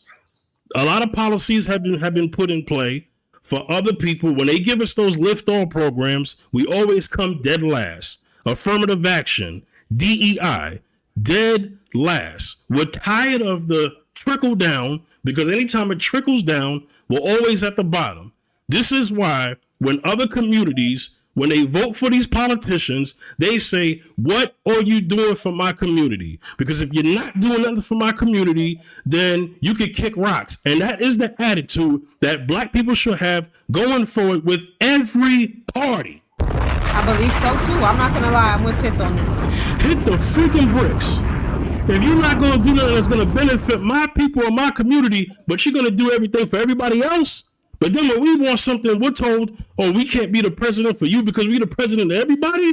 And then you turn around and you pass an Asian bill, you pass a trans bill, you pass a whatever bill. But when it comes to the Black bill, we got to wait. Do you know Martin Luther King went through that with the Civil Rights Act? Why is it that anytime when we want something, when we need something, we're told we got to wait? And not only are we told we got to wait, we're told when it comes that it got to be restructured. It got to be refigured. And then it has to go into a system where other people got to get theirs too. When other people have been getting theirs except Black people. They doing that for a reason though. It's a reason why Black Wall Street was burnt down. I don't look, y'all met me talking about dating topics. I get it. So y'all just know me for that. But I'm telling you, man, look, this is anyway. Nah, get into it. Get into it. My topic don't the topic don't went to rejection. I feel like y'all both got great points. Like, Jess is 100%. I definitely agree with Jess and what she's saying. And when it comes to that, I do agree with, like, if Black people all come on the same page, I'm not gonna lie, we would not have to be dealing with half the stuff that we're dealing with in this country or around the world. It's a reason why they want to keep us oppressed. We hold a lot of power, and when we come together, we reunite, and we unite stronger and more powerful than any other race or ethnic group there is out there. I'm gonna be honest, and that's why they want us down so bad. All right. Back to the topic, though. Let me get back to it. Let me owe you the respect, Jess. Did you have anything to say before I get back to the topic? Okay. All right. So here's the next question. Is ghosting ever justified? Yes. Go ahead, Angie. Yeah, not everybody, like, you don't owe everybody an explanation, and if it just ain't for you, it just ain't for you. That's it. You just bye. I'm a professional ghoster. Have you ever been ghosted? Yeah, I think. How did it make you feel? I wouldn't say that I have. But my ex stopped talking to me. Like, this was like when we had like first broke up or whatever. This was 3 years ago. And when we had broke up, like, and he wasn't talking, like, I knew that we had broke up because he said, okay, we done. But after that, like, the not talking, not answering my phone calls, that hurt like a bitch. I ain't gonna lie, it hurt. But what can you do? But I didn't really like once I got in tune with myself and I loved myself, I didn't care for the explanation. People ghost you for different reasons. And as somebody that ghosts a lot, sometimes people ghost you because of themselves. So is it right? Depends on the situation. I think in certain situation, ghosting is wrong, but for the most part, I don't think it's wrong. I think it's acceptable to ghost. One more before I get to Jess. Angie, would you say ghosting is a passive aggressive way of leaving a situation? Yes. Why would I have to, instead of being like confrontational about it, actually sitting down, being mature, having a conversation about it? You know, it's like I'm not really in the mood for that. So I say so. It is passive aggressive, and that's coming from a passive aggressive person that ghosts people a lot. So yeah. At least you're honest. Jess, is ghosting ever justified? Yeah, sometimes. I do think people are starting to be real disrespectful on your phone, playing on your phone. I think ghosting them is appropriate. Now, like regular stuff, like I'm just not interested in this anymore. I do think you should say that, or often in my case, I just won't ever text again. You know, so if they don't text me, I'll text them. I don't consider that ghosting. Leaving them on red is what I consider ghosting. But usually, the conversation just dies off. Have you ever ghosted some? Oh, hold on. So justify. So you've ghosted men before, right? Mm-hmm. Have you ever been ghosted? I'm sure. Yeah. Can't remember. Yeah. Treated like that. How'd that make you feel when you was ever ghosted by a guy like you was really interested in?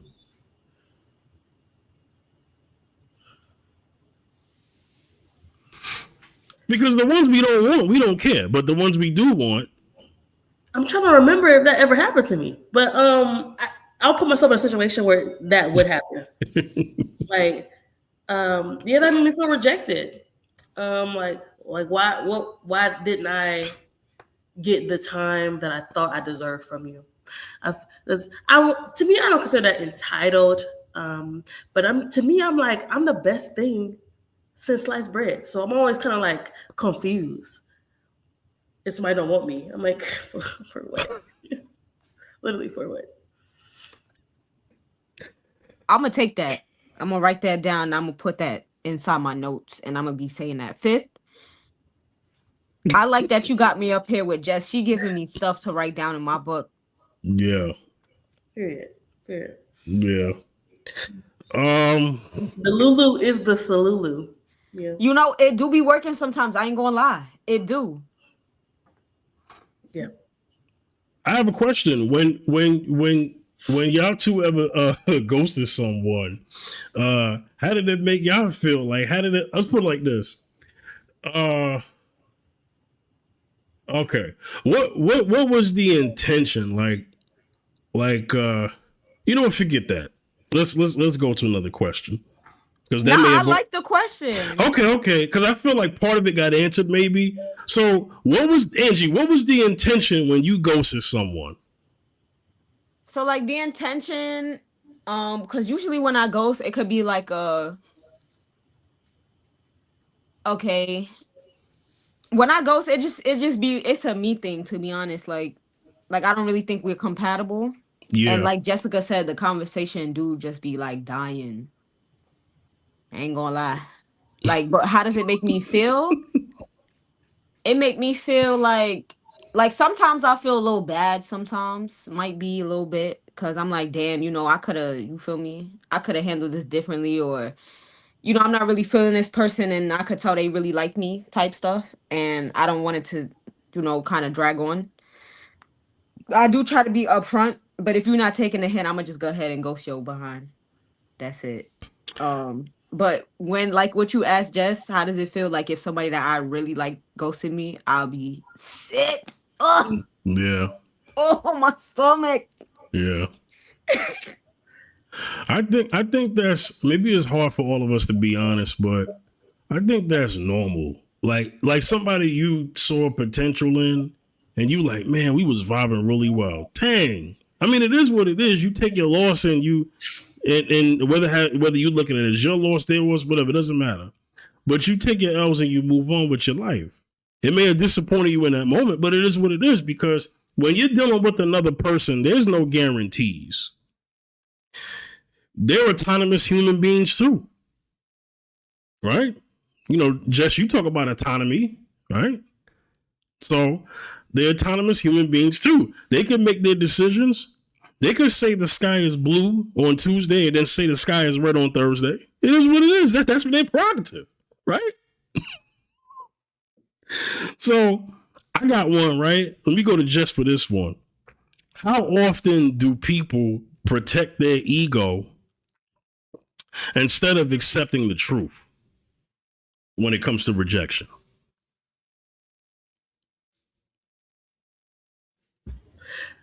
Like 92% of the time. You said 90. How much percentage you said? Like 92. 92? Yeah. I think the number one thing that I was always taught in being a good communicator is to help the other person save face. So no one ever wants to feel stupid. No one ever wants to feel like you're little sissing them or little brother in them. Yeah. They don't want to feel dumb. So like the human ego is a powerful, dangerous thing. So I do think people are trying to protect their self-image initially. Oh, that's true. Angie, how often do people protect their ego instead of accepting the truth when being rejected? Every day. Yeah. What? Every day. Now, I like to say I'm a thug, right? And when I say I'm a thug, I be protecting my ego. So if I'm seeing somebody or whatever, I'll be like, yo, chill all that. I'm a thug. Feel me? Like, I'm a thug. I don't know what you talking about. I had my coworker, he low-key put me on blast the other day talking about something. Oh yeah, I heard a lot of. I said, hold on. You heard a lot about who? I'm a thug. What are we talking about? Like, you serious? So I feel like, from my point of view, I feel like every day people trying to protect their ego. Every day, every second. Yeah. I feel like a lot of the moves that we make, we don't want to look stupid when we make it. No, I hear that. I hear that. when being rejected, here's where the ego comes in. Do you say in your mind, well, they rejected me because I'm too much of a woman for them. They can't handle me. Angie? And like what just said, I'm the best thing since fucking sliced bread. Angie, Hello? F-bomb, chill on that. Oh, sorry. So I'm the best thing since sliced bread. But nah, You once did say on my TikTok, and I got at you. Let me tell you something, Jess. Angie said, I am the prize. Of course you would clap for that. Man, look.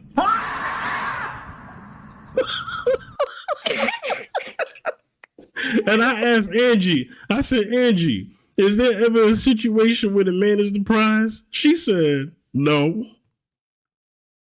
absolutely not. Like, what do we like? All right, yes and no, right? I say no because I think men nowadays need to get out of this mindset of women chasing them. Like the men my age, I'm so sorry. It's just a no for me. It's a no for me. They want to be chased and I'm not chasing them. I'm so sorry. But I do believe that if a man is a good man and he is as equally yoked to me as he can be, then I do believe that he is a prize. But not like a present. You feel me? Like he's just mine. I'm taking him. That's it. Okay. That's it. And that's all that needs to be said. Now, as for the prize, princesses are prizes. You feel me? Like what Jessica said, you had the whole bride price and all that stuff. So that's been a thing. Women are, you feel me? You gotta come correct when approaching a woman. And yeah. She talking about in modern time, what's the bride price? Jessica, go ahead, since that was your point earlier. In America, in this modern day, what's the bride price? That steak at Nobu or whatever. I feel like men gotta show a level of an interest fee. Now being able to take care of a family when she's pregnant, that Loyalty. $100,000 or whatever, I still think it's money related. It's just now instead of you paying the father, you're paying her. You like, what does she want? And I think that's gonna be situational. What if this woman, her soft life, right? Whatever she defines that as, can you finance that? You do understand that in the country that you are referring to, in the old system that you're referring to as far as the bride price, you do know that that particular bride wasn't just some hoe on the street. There was something of value that she had that she was worth paying the bride price for. Most of these women walking around on this planet ain't even worth $1 menu fries from McDonald's. That's crazy for you to say because you're not God, Fifth. So how you gonna give them their worth? Nice try. You ain't got nice try.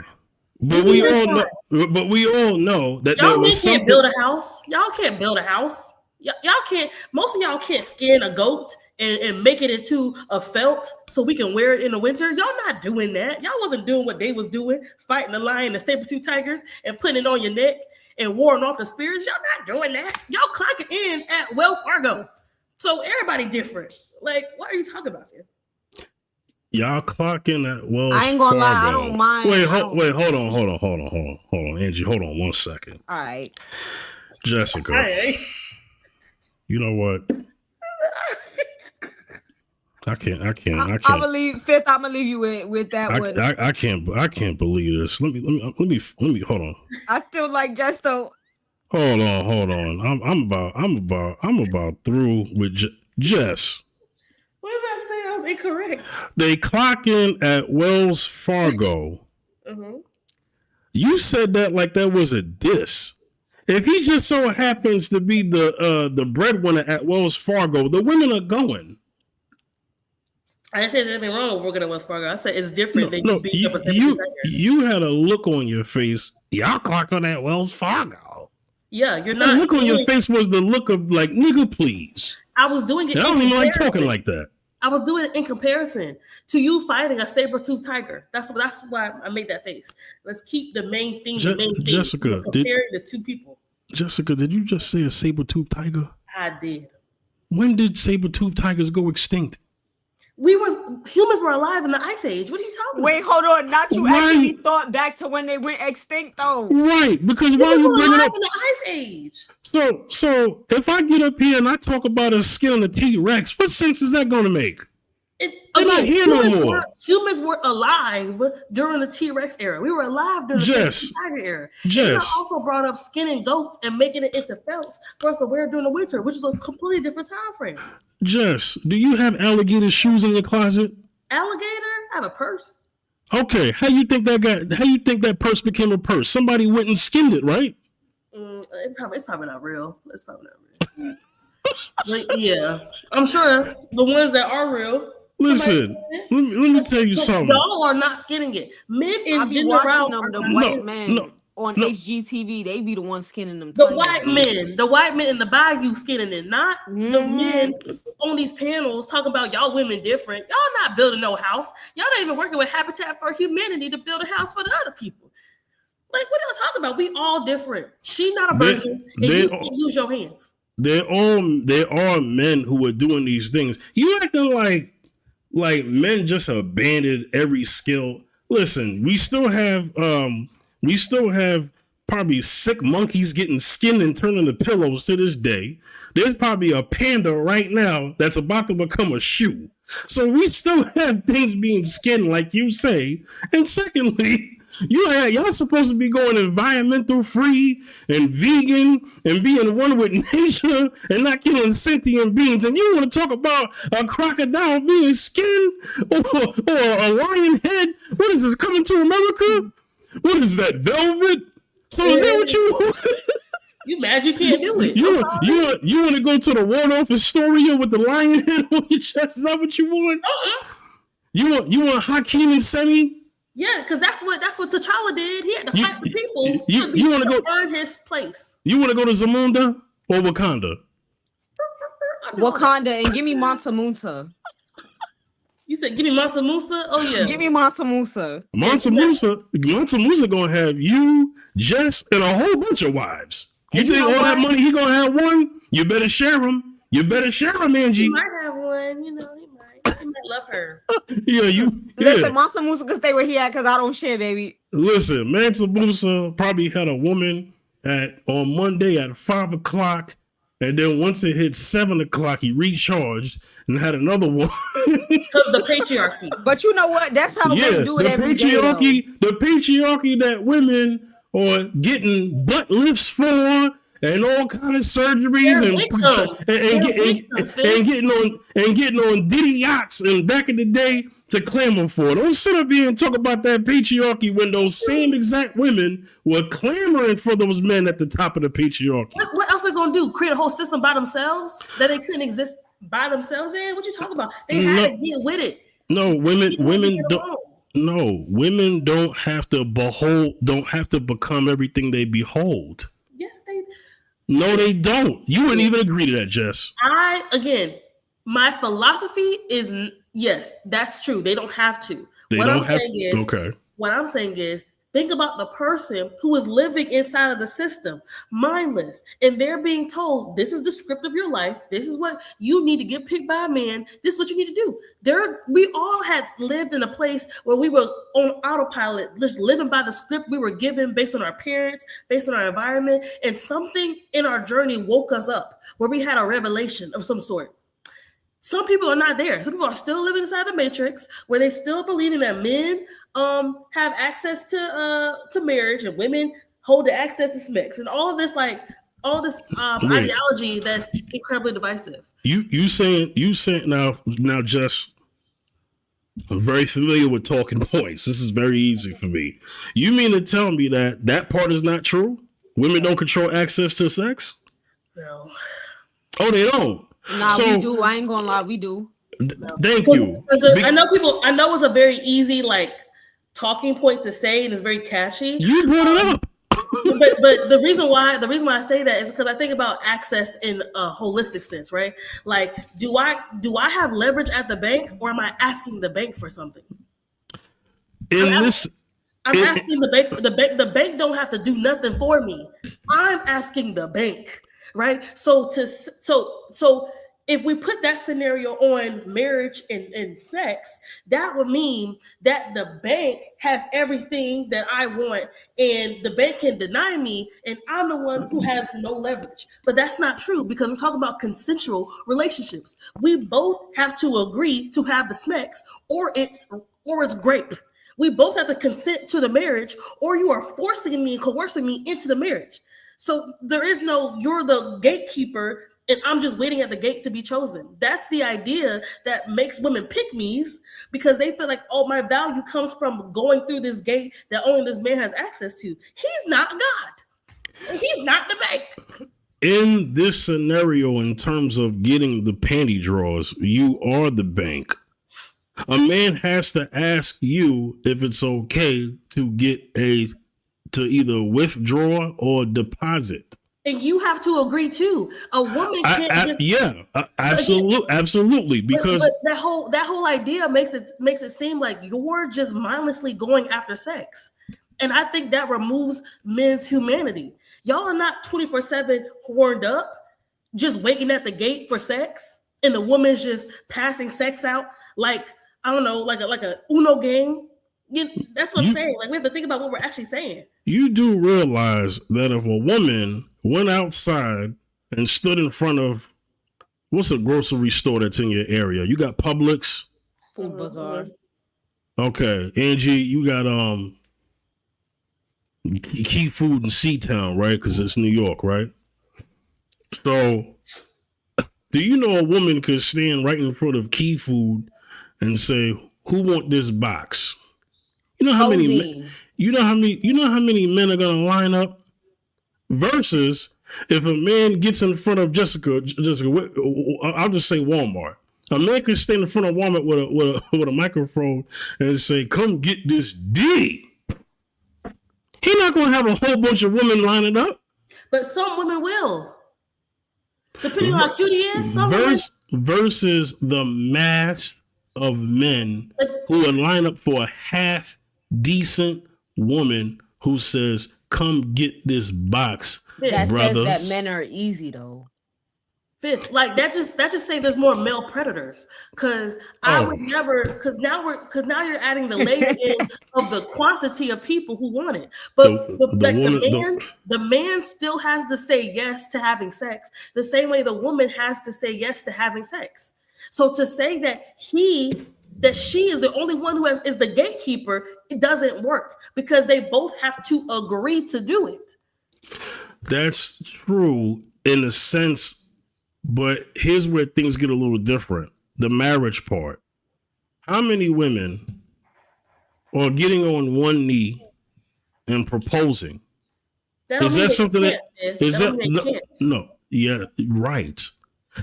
The point that I'm making is, just because you can doesn't mean you will. So what's going to happen is that a lot of women are not, and I don't care what videos you see on social media, half of them are skits, I found out. But women are not, you're looking at Chrissy from Love and Hip Hop, that's a rarity, right? But women are not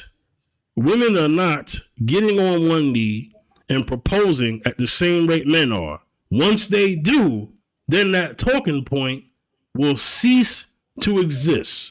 But until then, there's still a lot of truth behind that talking point, Jessica, that you brought up. Fifth, first of all, I brought it up because it's not true, right? I brought it up because it's a lie people still believe, and they think they're smart when they say it. It's not true. Also, there's a whole day in Ireland where the women do propose to the men, and it's not weird. All I want to say is, we're in a system that was created not by God, but by other men, where they're the ones who are asking for the hand in marriage. It's not a universal biochemical, biological truth that women hold access to sex and men hold access to marriage. It is systems and societies. So that's all I'm saying. Like, I can propose to a man. I wouldn't because the society would shame me for it. But that doesn't negate the biological phenomenon that I still can ask for marriage. I can still be the one where the man is coming to me for marriage and I'm saying no, no, no. And until I say yes, we don't get married. That scenario still exists. Just like if the man wanted to pop that butt and you tell him no, he don't pop that butt. It'll be the reverse. Oh my Lord. It'll be the reverse. We want some, and then men talk about that all the time. They talk about come home from work, she don't want to give me none. She won't give me none. When I come home from work, they don't be giving me none. And I'm like the man in the relationship. Feel me? There's a lot of capping. There's a lot of capping going. Yo, these men do not be putting out. I'm telling you. There's a lot of cappery going on. Nah, these men don't be putting out. I'm telling you. Well, let's talk about the men of your time. The men of your time done did so much drugs and lean, and they're like 19, 18, 21, 20 years old on honey packs. So they're unhealthy. They got a diet of hot Cheetos, Red Bull, and Four Loko. We take the honey packs just to experiment. We be experimenting with them shits. Nah. When it come down to, but these men, they not putting out. Not even the one. You 38. My ex was 30. We got the same birthday, so he just turned 32. That man was not putting out. These men don't be putting out. So sorry. They don't. The drive is just not as high as it need to be. Y'all want y'all one round when y'all get home, but we want 8. Y'all, you know what's interesting? Like, this is like anecdotal. But to be honest with you, the numbers are men lie, women lie, numbers don't. I understand you brought up the drive. So you brought up the sex drive, right? But having a sex drive and actually letting that thing pop is two different things. Okay? So I would probably give credit to women really doing a better job. This particular pocket of women, right? A pocket. I'm not talking about the 304s, but a particular pocket of women who've been able to really keep themselves grounded, right? And they be, on the wanting thing and don't have the drive, but they'll go ahead and grab that tool that's on the charger getting plugged in that's Bluetooth enabled. Hello? As opposed to letting their body count run up. So yeah, they got the drive. Don't get me wrong. But that tool over there that's Bluetooth enabled, probably voice activated too, right? That they put on at 2 in the morning, 3 in the morning. That's where they get to execute their drive on. Okay, I understand. I feel like you calling us out right now. Hey, I feel like you calling us out right now. Hey, I ain't saying that. Hey, I'm saying like you had to the Bluetooth and all that. What you exposing the secrets for? What are you talking about? You talking to somebody and it ain't us. I ain't talking to y'all. I'm just talking. See, it's never nobody on the panel. Who told you that? That's what I'm saying. You have a memory. Who told you that? Who told you that? I work on a job with a lot of women. We gonna have to. Me and let me tell you something. Let me tell you something. I work on a job with a lot of women. I have women friends, and they are very transparent with me. Because my Bluetooth staring at me right now as we speak. I ain't gonna lie, it's staring at me right now. And they tell me that they have a Bluetooth enabled device that's the same color as a PS5. It makes a sound when it's powered on. It's got an app hooked to their phone. Okay? If we're gonna talk real up in here. So, but anyway, because you talked about society would shame you, right? If you propose. You know who wouldn't shame you? The man who said yes to you when you propose. And do we do everything in our relationships because of what the society says? A lot of times, yeah. I think men do a lot of the times. Yeah. Men be doing stuff for the validation of other men. So yeah. Literally. And that be their downfall. I think men do things that come natural to them. I also think men do things that they're programmed to do. I also think that about women as well. Valid. Right? Well, but if we're gonna buck against the system, right? and we're going to say, well, we're going to do things that are outside of that, then what we're basically saying is admitting that, yeah, we know it's society, but at the end of the day, yeah, you know, men are the proposers. And I don't want that to change. Let me make this clear. I don't want that to change. There are a lot of things that men do that benefit both people that I don't want to change.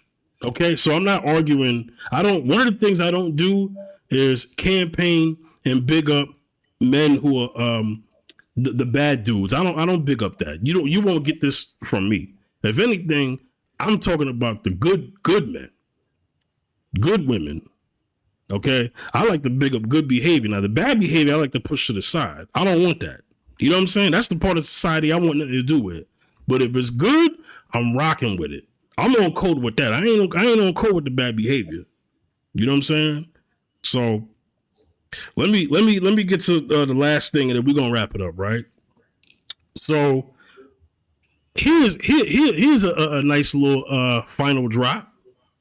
Who handles rejection better, men or women?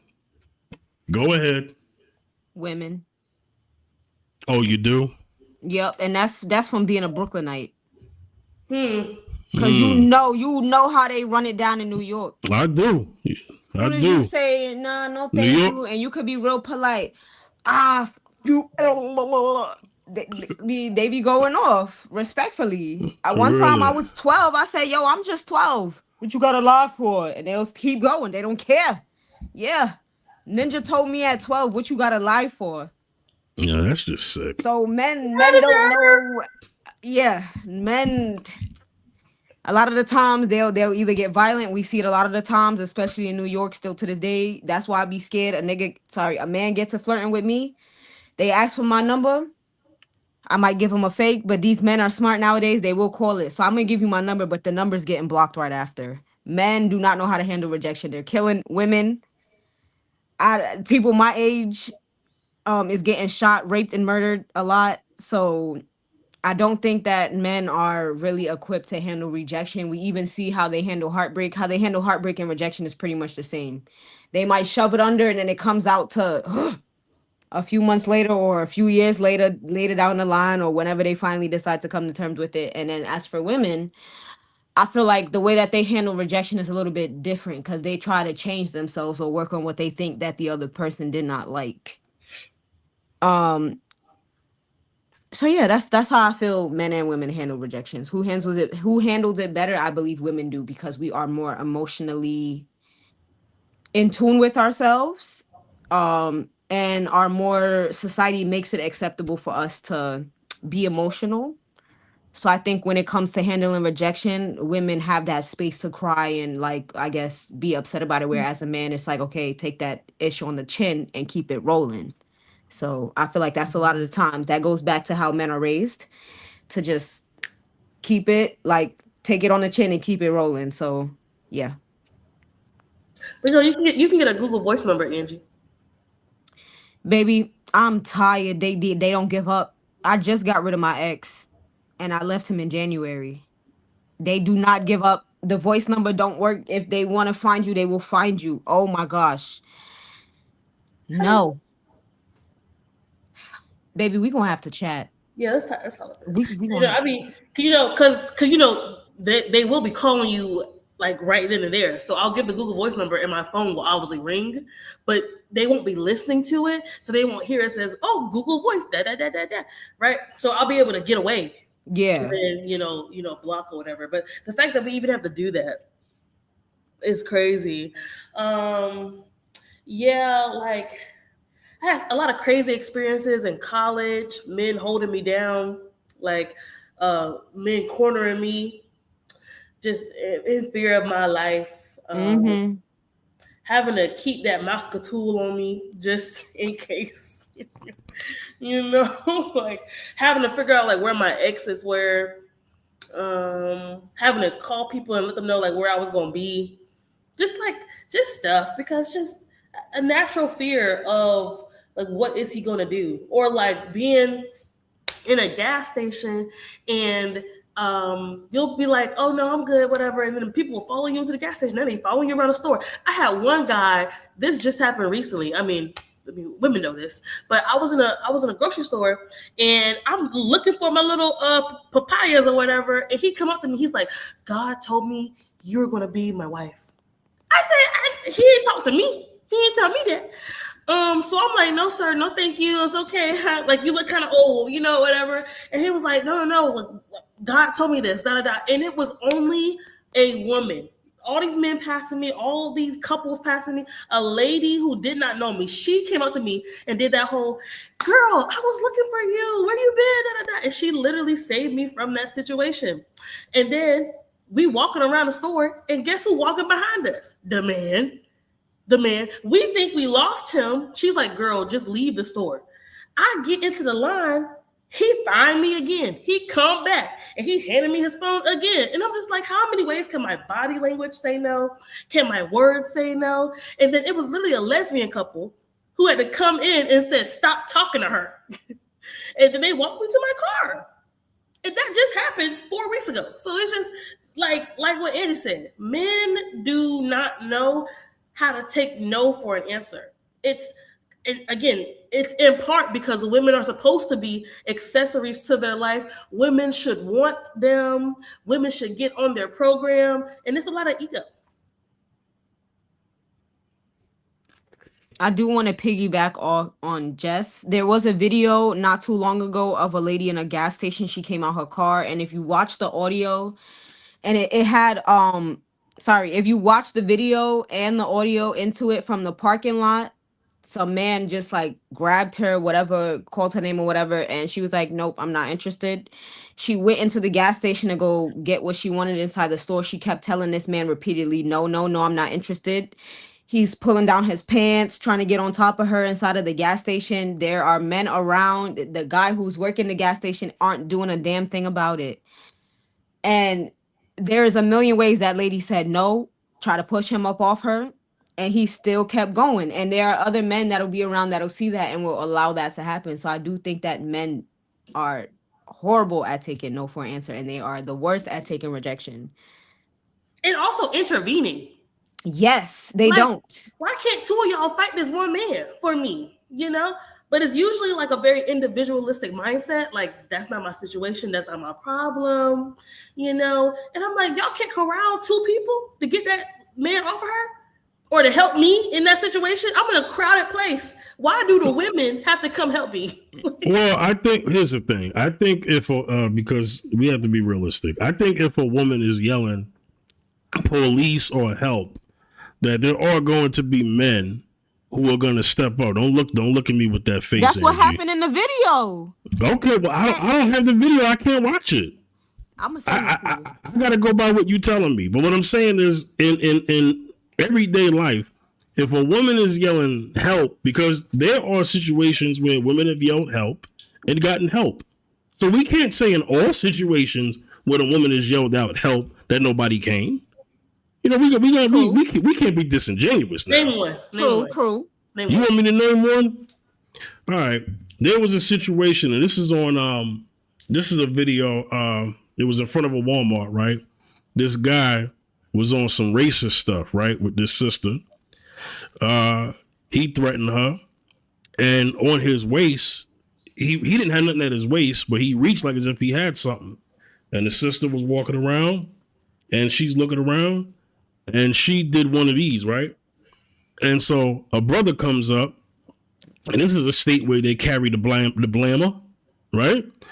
And he said, hey, man, I'm here now. Now you get out of this woman's face, right? So then the guy pulls out, well, he didn't pull it out, but he had the holster. He lifted his shirt like, yeah, I got this thing on me. And he goes, don't threaten me with that. He said, no, I ain't threatening you with that. But if you do something, then you're going to have to feel the steel. So then the guy pushes him, and the brother punches this old man dead in his nose. And then he screams. All of a sudden, now he's the victim, right? But he was pressuring this sister, accusing her, whatever it was he was doing. And the black man, shout outs to the black man, he came and protected that black woman. You said name one. You want me to name more? Yeah, I don't trust your intel because Oh, you don't? All right, skip the video. You you don't trust my intel. We love a you video. described that Yeah. Kamala video very incorrectly in my opinion. No, I didn't. I said that Kamala said in her speech that she's not going to do something that benefits black You people implied only. she would not support reparations, and she just said anyway. We'll get off. No, because when they put out the what do they call? They put out a right before the election. There's an actual thing that you could look up, and they asked every candidate who supports reparations and who doesn't. Guess who were the candidates who supported reparations? Jill Stein. She was the only one. And she got more of the black vote than she ever did in her running history. Jill Stein supported reparations. She was the only one. Rumor has it that Robert F. Kennedy did too, but I can't find that. But they were saying that Jill Stein was the only candidate, and Jill Stein ran for, what's that party? Because this is third party candidates. The Green Party. The Green Party, right? Yeah. So Jill Stein actually supported reparations. So she's the only one. So then why would Rep. Summer Lee from Pennsylvania reintroduce the reparations now resolution? Who's that? Back in the representative from Pennsylvania. That was also written by Cori Bush. Was he running for president? No, this is in 2023, right? So when... No, I'm asking who ran for president. I'm saying Jill Stein was the only candidate during that last presidential election that supported reparations. Oh, I thought you meant like representatives. No, I'm talking about who ran for president. Okay, so what'd you see? It was like who put that out? So it was a thing years ago at the time of the elections when they were talking about, they named every policy that each candidate was for and against, right? And they, of course, the two top ones obviously is a Democrat, Republican, because that's two-party bully system, right? So they mentioned them, but then they mentioned the people under it. And this is why presidents don't let other candidates run for presidents, debate them, because once upon a time ago, Ross Perot helped Bill Clinton win because he was able to get a lot of those votes, right? So ever since then, the Dems and Republicans said, we are not going to include third-party candidates to come on the main debate stage, right? And when it came down to it, when they were going on the policies that one supported or not, and it listed reparations, and the only one candidate that popped up was Jill Stein. She was the only candidate that popped up that was running for president that supported reparations. That's not what I'm seeing. What are you saying? Politico.com 2020 candidates' views on reparations. It lists Kamala Harris as a person who expressed support for the House of Representatives 40 bill to study or implement reparations for the descendants of slaves, with most focusing on HR 40, a bill to study reparations. HR 40. So I'm glad you mentioned that. So HR supporting the HR 40 is also something that California looked into because they were considering, can they pay reparations at the state level? Are you familiar with that? So they had representatives in California who said the research, right? When the proposal came down to it, it was when the proposal came down to it, it was there were people who came to the floor and they said, well, this is who reparations should go to and how it would divvy out, right? And so it was all this study stuff. The problem is you had people who were outside of that community that were advocating on the behalf, so-called advocating on the behalf of that HR 40 bill. But the problem is that what they were told was, well, you can't, what's the classifications of these people? You can't just say black, because black would include, pretty much most people, right? You know what I'm saying? Who have the skin of black. But you have organizations like CARICOM, which is the Caribbean one, right? Where you have a lot of the people from the islands who came together so that they can get the reparations from the Queen and anybody else, right? And then you got, which included the Caribbean islands and South America, but it did not include Black Americans. So Black Americans said, well, we need to get a thing for us. We'll ally with our brothers and sisters in the Caribbean fighting for what they fight for. But if they're not going to include us, then we have to fight for what we got here. And so, but as far as her actually supporting reparations, a bill that would actually give out reparations in the form of cash payments, she did not support that. That's all. And what I'm saying is, when it came down to it, it said that Joe Stein was the one who supported cash payment reparations. Now, did Kamala think about particular programs that could be considered in reparations? It came across her table, and there was some things she did support. But as far as actual cash reparations, because other groups got cash reparations. So if they got cash reparations, and reparations has always been cash, why is it that when it comes to Black people, we have to now change what reparations is, when reparations has always been reparations? It's coming in the form of cash and land, because that's what the Native Americans got. And also look at how they got with the casinos. They empowered them even further upon that actual payment when they got reparations, because now they could continue to grow their wealth through casinos. And this is why they said that everybody else got reparations. Angie, you asked about the Jewish community, right? The Jewish community got reparations from America, and America wasn't even the ones that even oppressed them. It was the Germans. It was Germany, right? With the Nuremberg trials, right? And let me tell you something, Jess. If Kamala was to run again, and I'll say this on air, if Kamala runs for president again, and she says verbatim, I support reparations, she got my vote. Yeah, you heard me. You a one issue voter? That issue can take care of a lot of things. Now, I want the 10-point program supported from the Black Panthers, which includes reparations and amongst other things for Black people in this country in terms of their advancement. Now, one of those is reparations. If out of those 10 reparations she's going to support, she got my vote. So and that goes for any president. The other 9. And that goes for, say it again? Well, if it's not reparations, what is the other 9? If it's the other 9, it's still taking care of the community agenda. And that fits in what I said I would vote on. Okay, that's what I asked you. Yeah. Well, I just named the one issue because that's the one issue that could actually empower the other 9.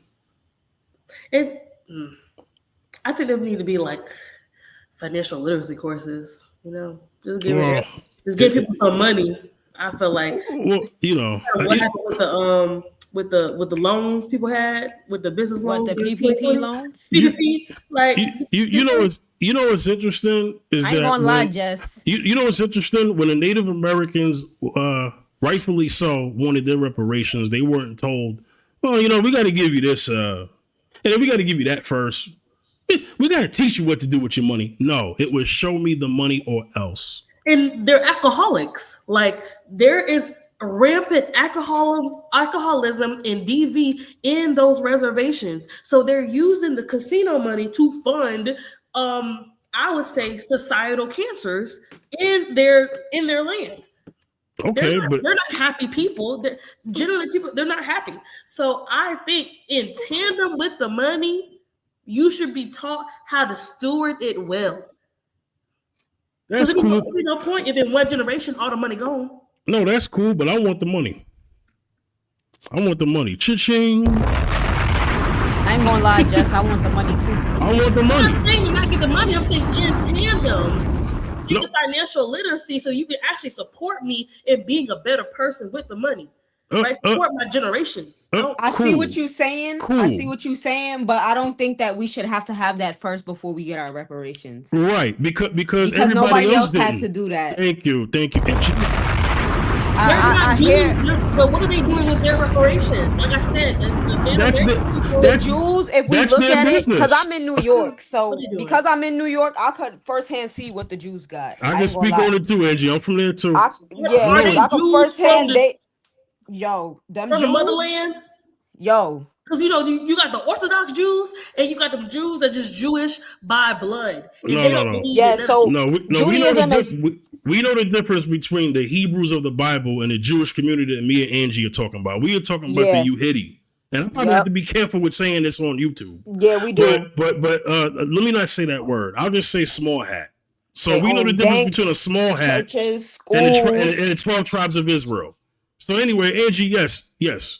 I know exactly what you're talking about. They got their own banks, churches, schools, Yeah. hospitals, communities. They like if you even do something towards and we see black people, we get targeted when we go into shopping, and it's crazy because everybody from all these different races, the Asians, because we see the Asians and the Aki set up shop in our neighborhoods a lot of the time. Yeah. They're the ones who service us. So when we go out and we go get these things done, they're discriminated against us in these environments. And I lost my train of thought, but them Jews, they got it all. I'm not gonna lie, and I don't think that we should have to go through any sort of different courses or training or all this other stuff because no other race had to do that. Japanese ain't have to do it after they got bombed. Nope. We literally of all the places that have of all the races, ethnic groups that have faced oppression, the black people in this world have faced it the worst. The way we got traded through that Atlantic slave trade was ridiculous. Right. The way we was ripped apart from our families was ridiculous, and they further perpetuated the divide and conquer amongst us so that we will never ever see eye to eye, never get on the same page, so that we can claim and stand up for the reparations that we deserve. And not only that, let's talk about the black people that were already here before the slave ship, because the lie that they taught us is that all of us was on a boat. Not all of us. A lot of us were, don't get me wrong, but a lot of us were already within the lands that we were born in. You know what I'm saying? And so here's the thing, and this is not to come at any other culture. What we're saying is we're owed too. Okay? So, and we have been programmed to think this way, Angie, that, well, don't give us the money because all we're going to do is just buy Escalades. Let me tell you something. Whatever you do with your money is your business. That shouldn't reflect on why I can't get a check. You know what I'm saying? So I don't care about what Tyrone is doing, shooting heroin between his toes on the corner of 5th Avenue, and you're going to use him as a reason why I can't get reparations. I ain't got nothing to do with him. I'm 5th. Give me my money. It's my money and I need it now. I'm going to call J.G. Wentworth. Okay. Anyway, I'm going to end the show. This went in different directions. It went in a direction I ain't think it was going to go. But shout outs to everyone who came in. Overall, it was a good conversation. At the end of the day, all of us are all cool on this panel. We just get passionate, but at the end of the day, we love and respect each other. So for those in the audience, just relax, all right? It's no big deal, okay? So, and, you know, it is what it is. Hey, Angie, you have any final thoughts on the topic or just basically everything we talked about today to wrap it up? I enjoyed today's panel. Jess, this is the first time I ever really got to really like see you and your personality. I was able to take away a lot of great things from you both. And I love when I can get on a panel with people we don't see eye to eye or we have different views on things, because then I've learned from this one panel about so many different things that I didn't even know about yet. And that's like the biggest thing that I take away from this, is that I learn new things every time I get on here. And I appreciate you all for being a part of that, and you all for welcoming me in this space. Of course. And when I end the stream, stay in the lobby because I got to talk to y'all before I log off. Okay. Okay. So, Jess, any final thoughts? You have the floor. Yeah, I just want to say thank you, Fifth, for fostering this space, this community, this conversation. Thank you for letting it go in all the different directions that it went. Yeah. I also learned a lot. I appreciate being able to stand firm on how I feel, because I think that's how you strengthen your position, is when you get information that could knock it down. It just helps you become a better orator and a better researcher. So thank you for this. Absolutely. And you gave me things I could look at too. I may not say it all the time. I may not, because I like to joke with you. Yeah. But even you give me things to evaluate. So my final thought is when it comes to rejection, right? Some things are meant to happen to grow you, right? And what I mean is when a door closes on your face, right? There are things that are for your protection, right? And we never let our ego get the best of us. Sometimes we see our ego as protection itself, right? Because we have to, because we don't like coming with the reality. But what we have to understand is that there are things that we could do that would cause rejection. There are things that have nothing to do with us at all. It is what it is. But it's all about how you respond afterwards. Okay. So this was a good show. Shout outs to Ron, technical difficulties. Shout outs to Mila, technical difficulties, but they still showed up. Basically, we're going to have the same cast next week. And this is going to be going forward. Tune in to next episode. Also, I want to announce my topic for TikTok live tomorrow. Okay. So for my TikTok live tomorrow in the afternoon, because for those who know, I go live on TikTok every Tuesday and Thursday, 1 p.m. Eastern time, 12 Central. The topic for tomorrow will be, did social media improve or damage society? So that's a topic that we're going to get into for tomorrow. A little different from what I usually do, but on that show. But everybody knows that on my podcast, me and Zach Hughes talk about everything. Okay. So also Fifth at Night, every Monday, 8 p.m. Eastern time, 7 Central on YouTube, Fifth General TV. Angie, anything you want to promote, your socials or anything? You guys can add my Instagram _lovelyflowers24 or my TikTok at Angie Monroe, ANGIMUNROE. Yeah, that's it. All right, Jess, anything you want to promote, your socials, anything coming out, whatever? Yes, please follow me at Jess the Romantic on Instagram and YouTube. And I have a workbook coming out that's called Successfully Single, to help women to be single and satisfied, and to remember that their value doesn't come from a man, but it comes from God. So look up for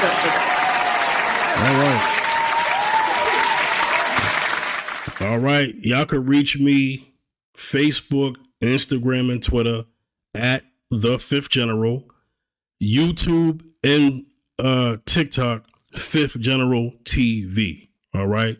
This was another episode of Fifth at Night. Peace and God bless. See y'all next time.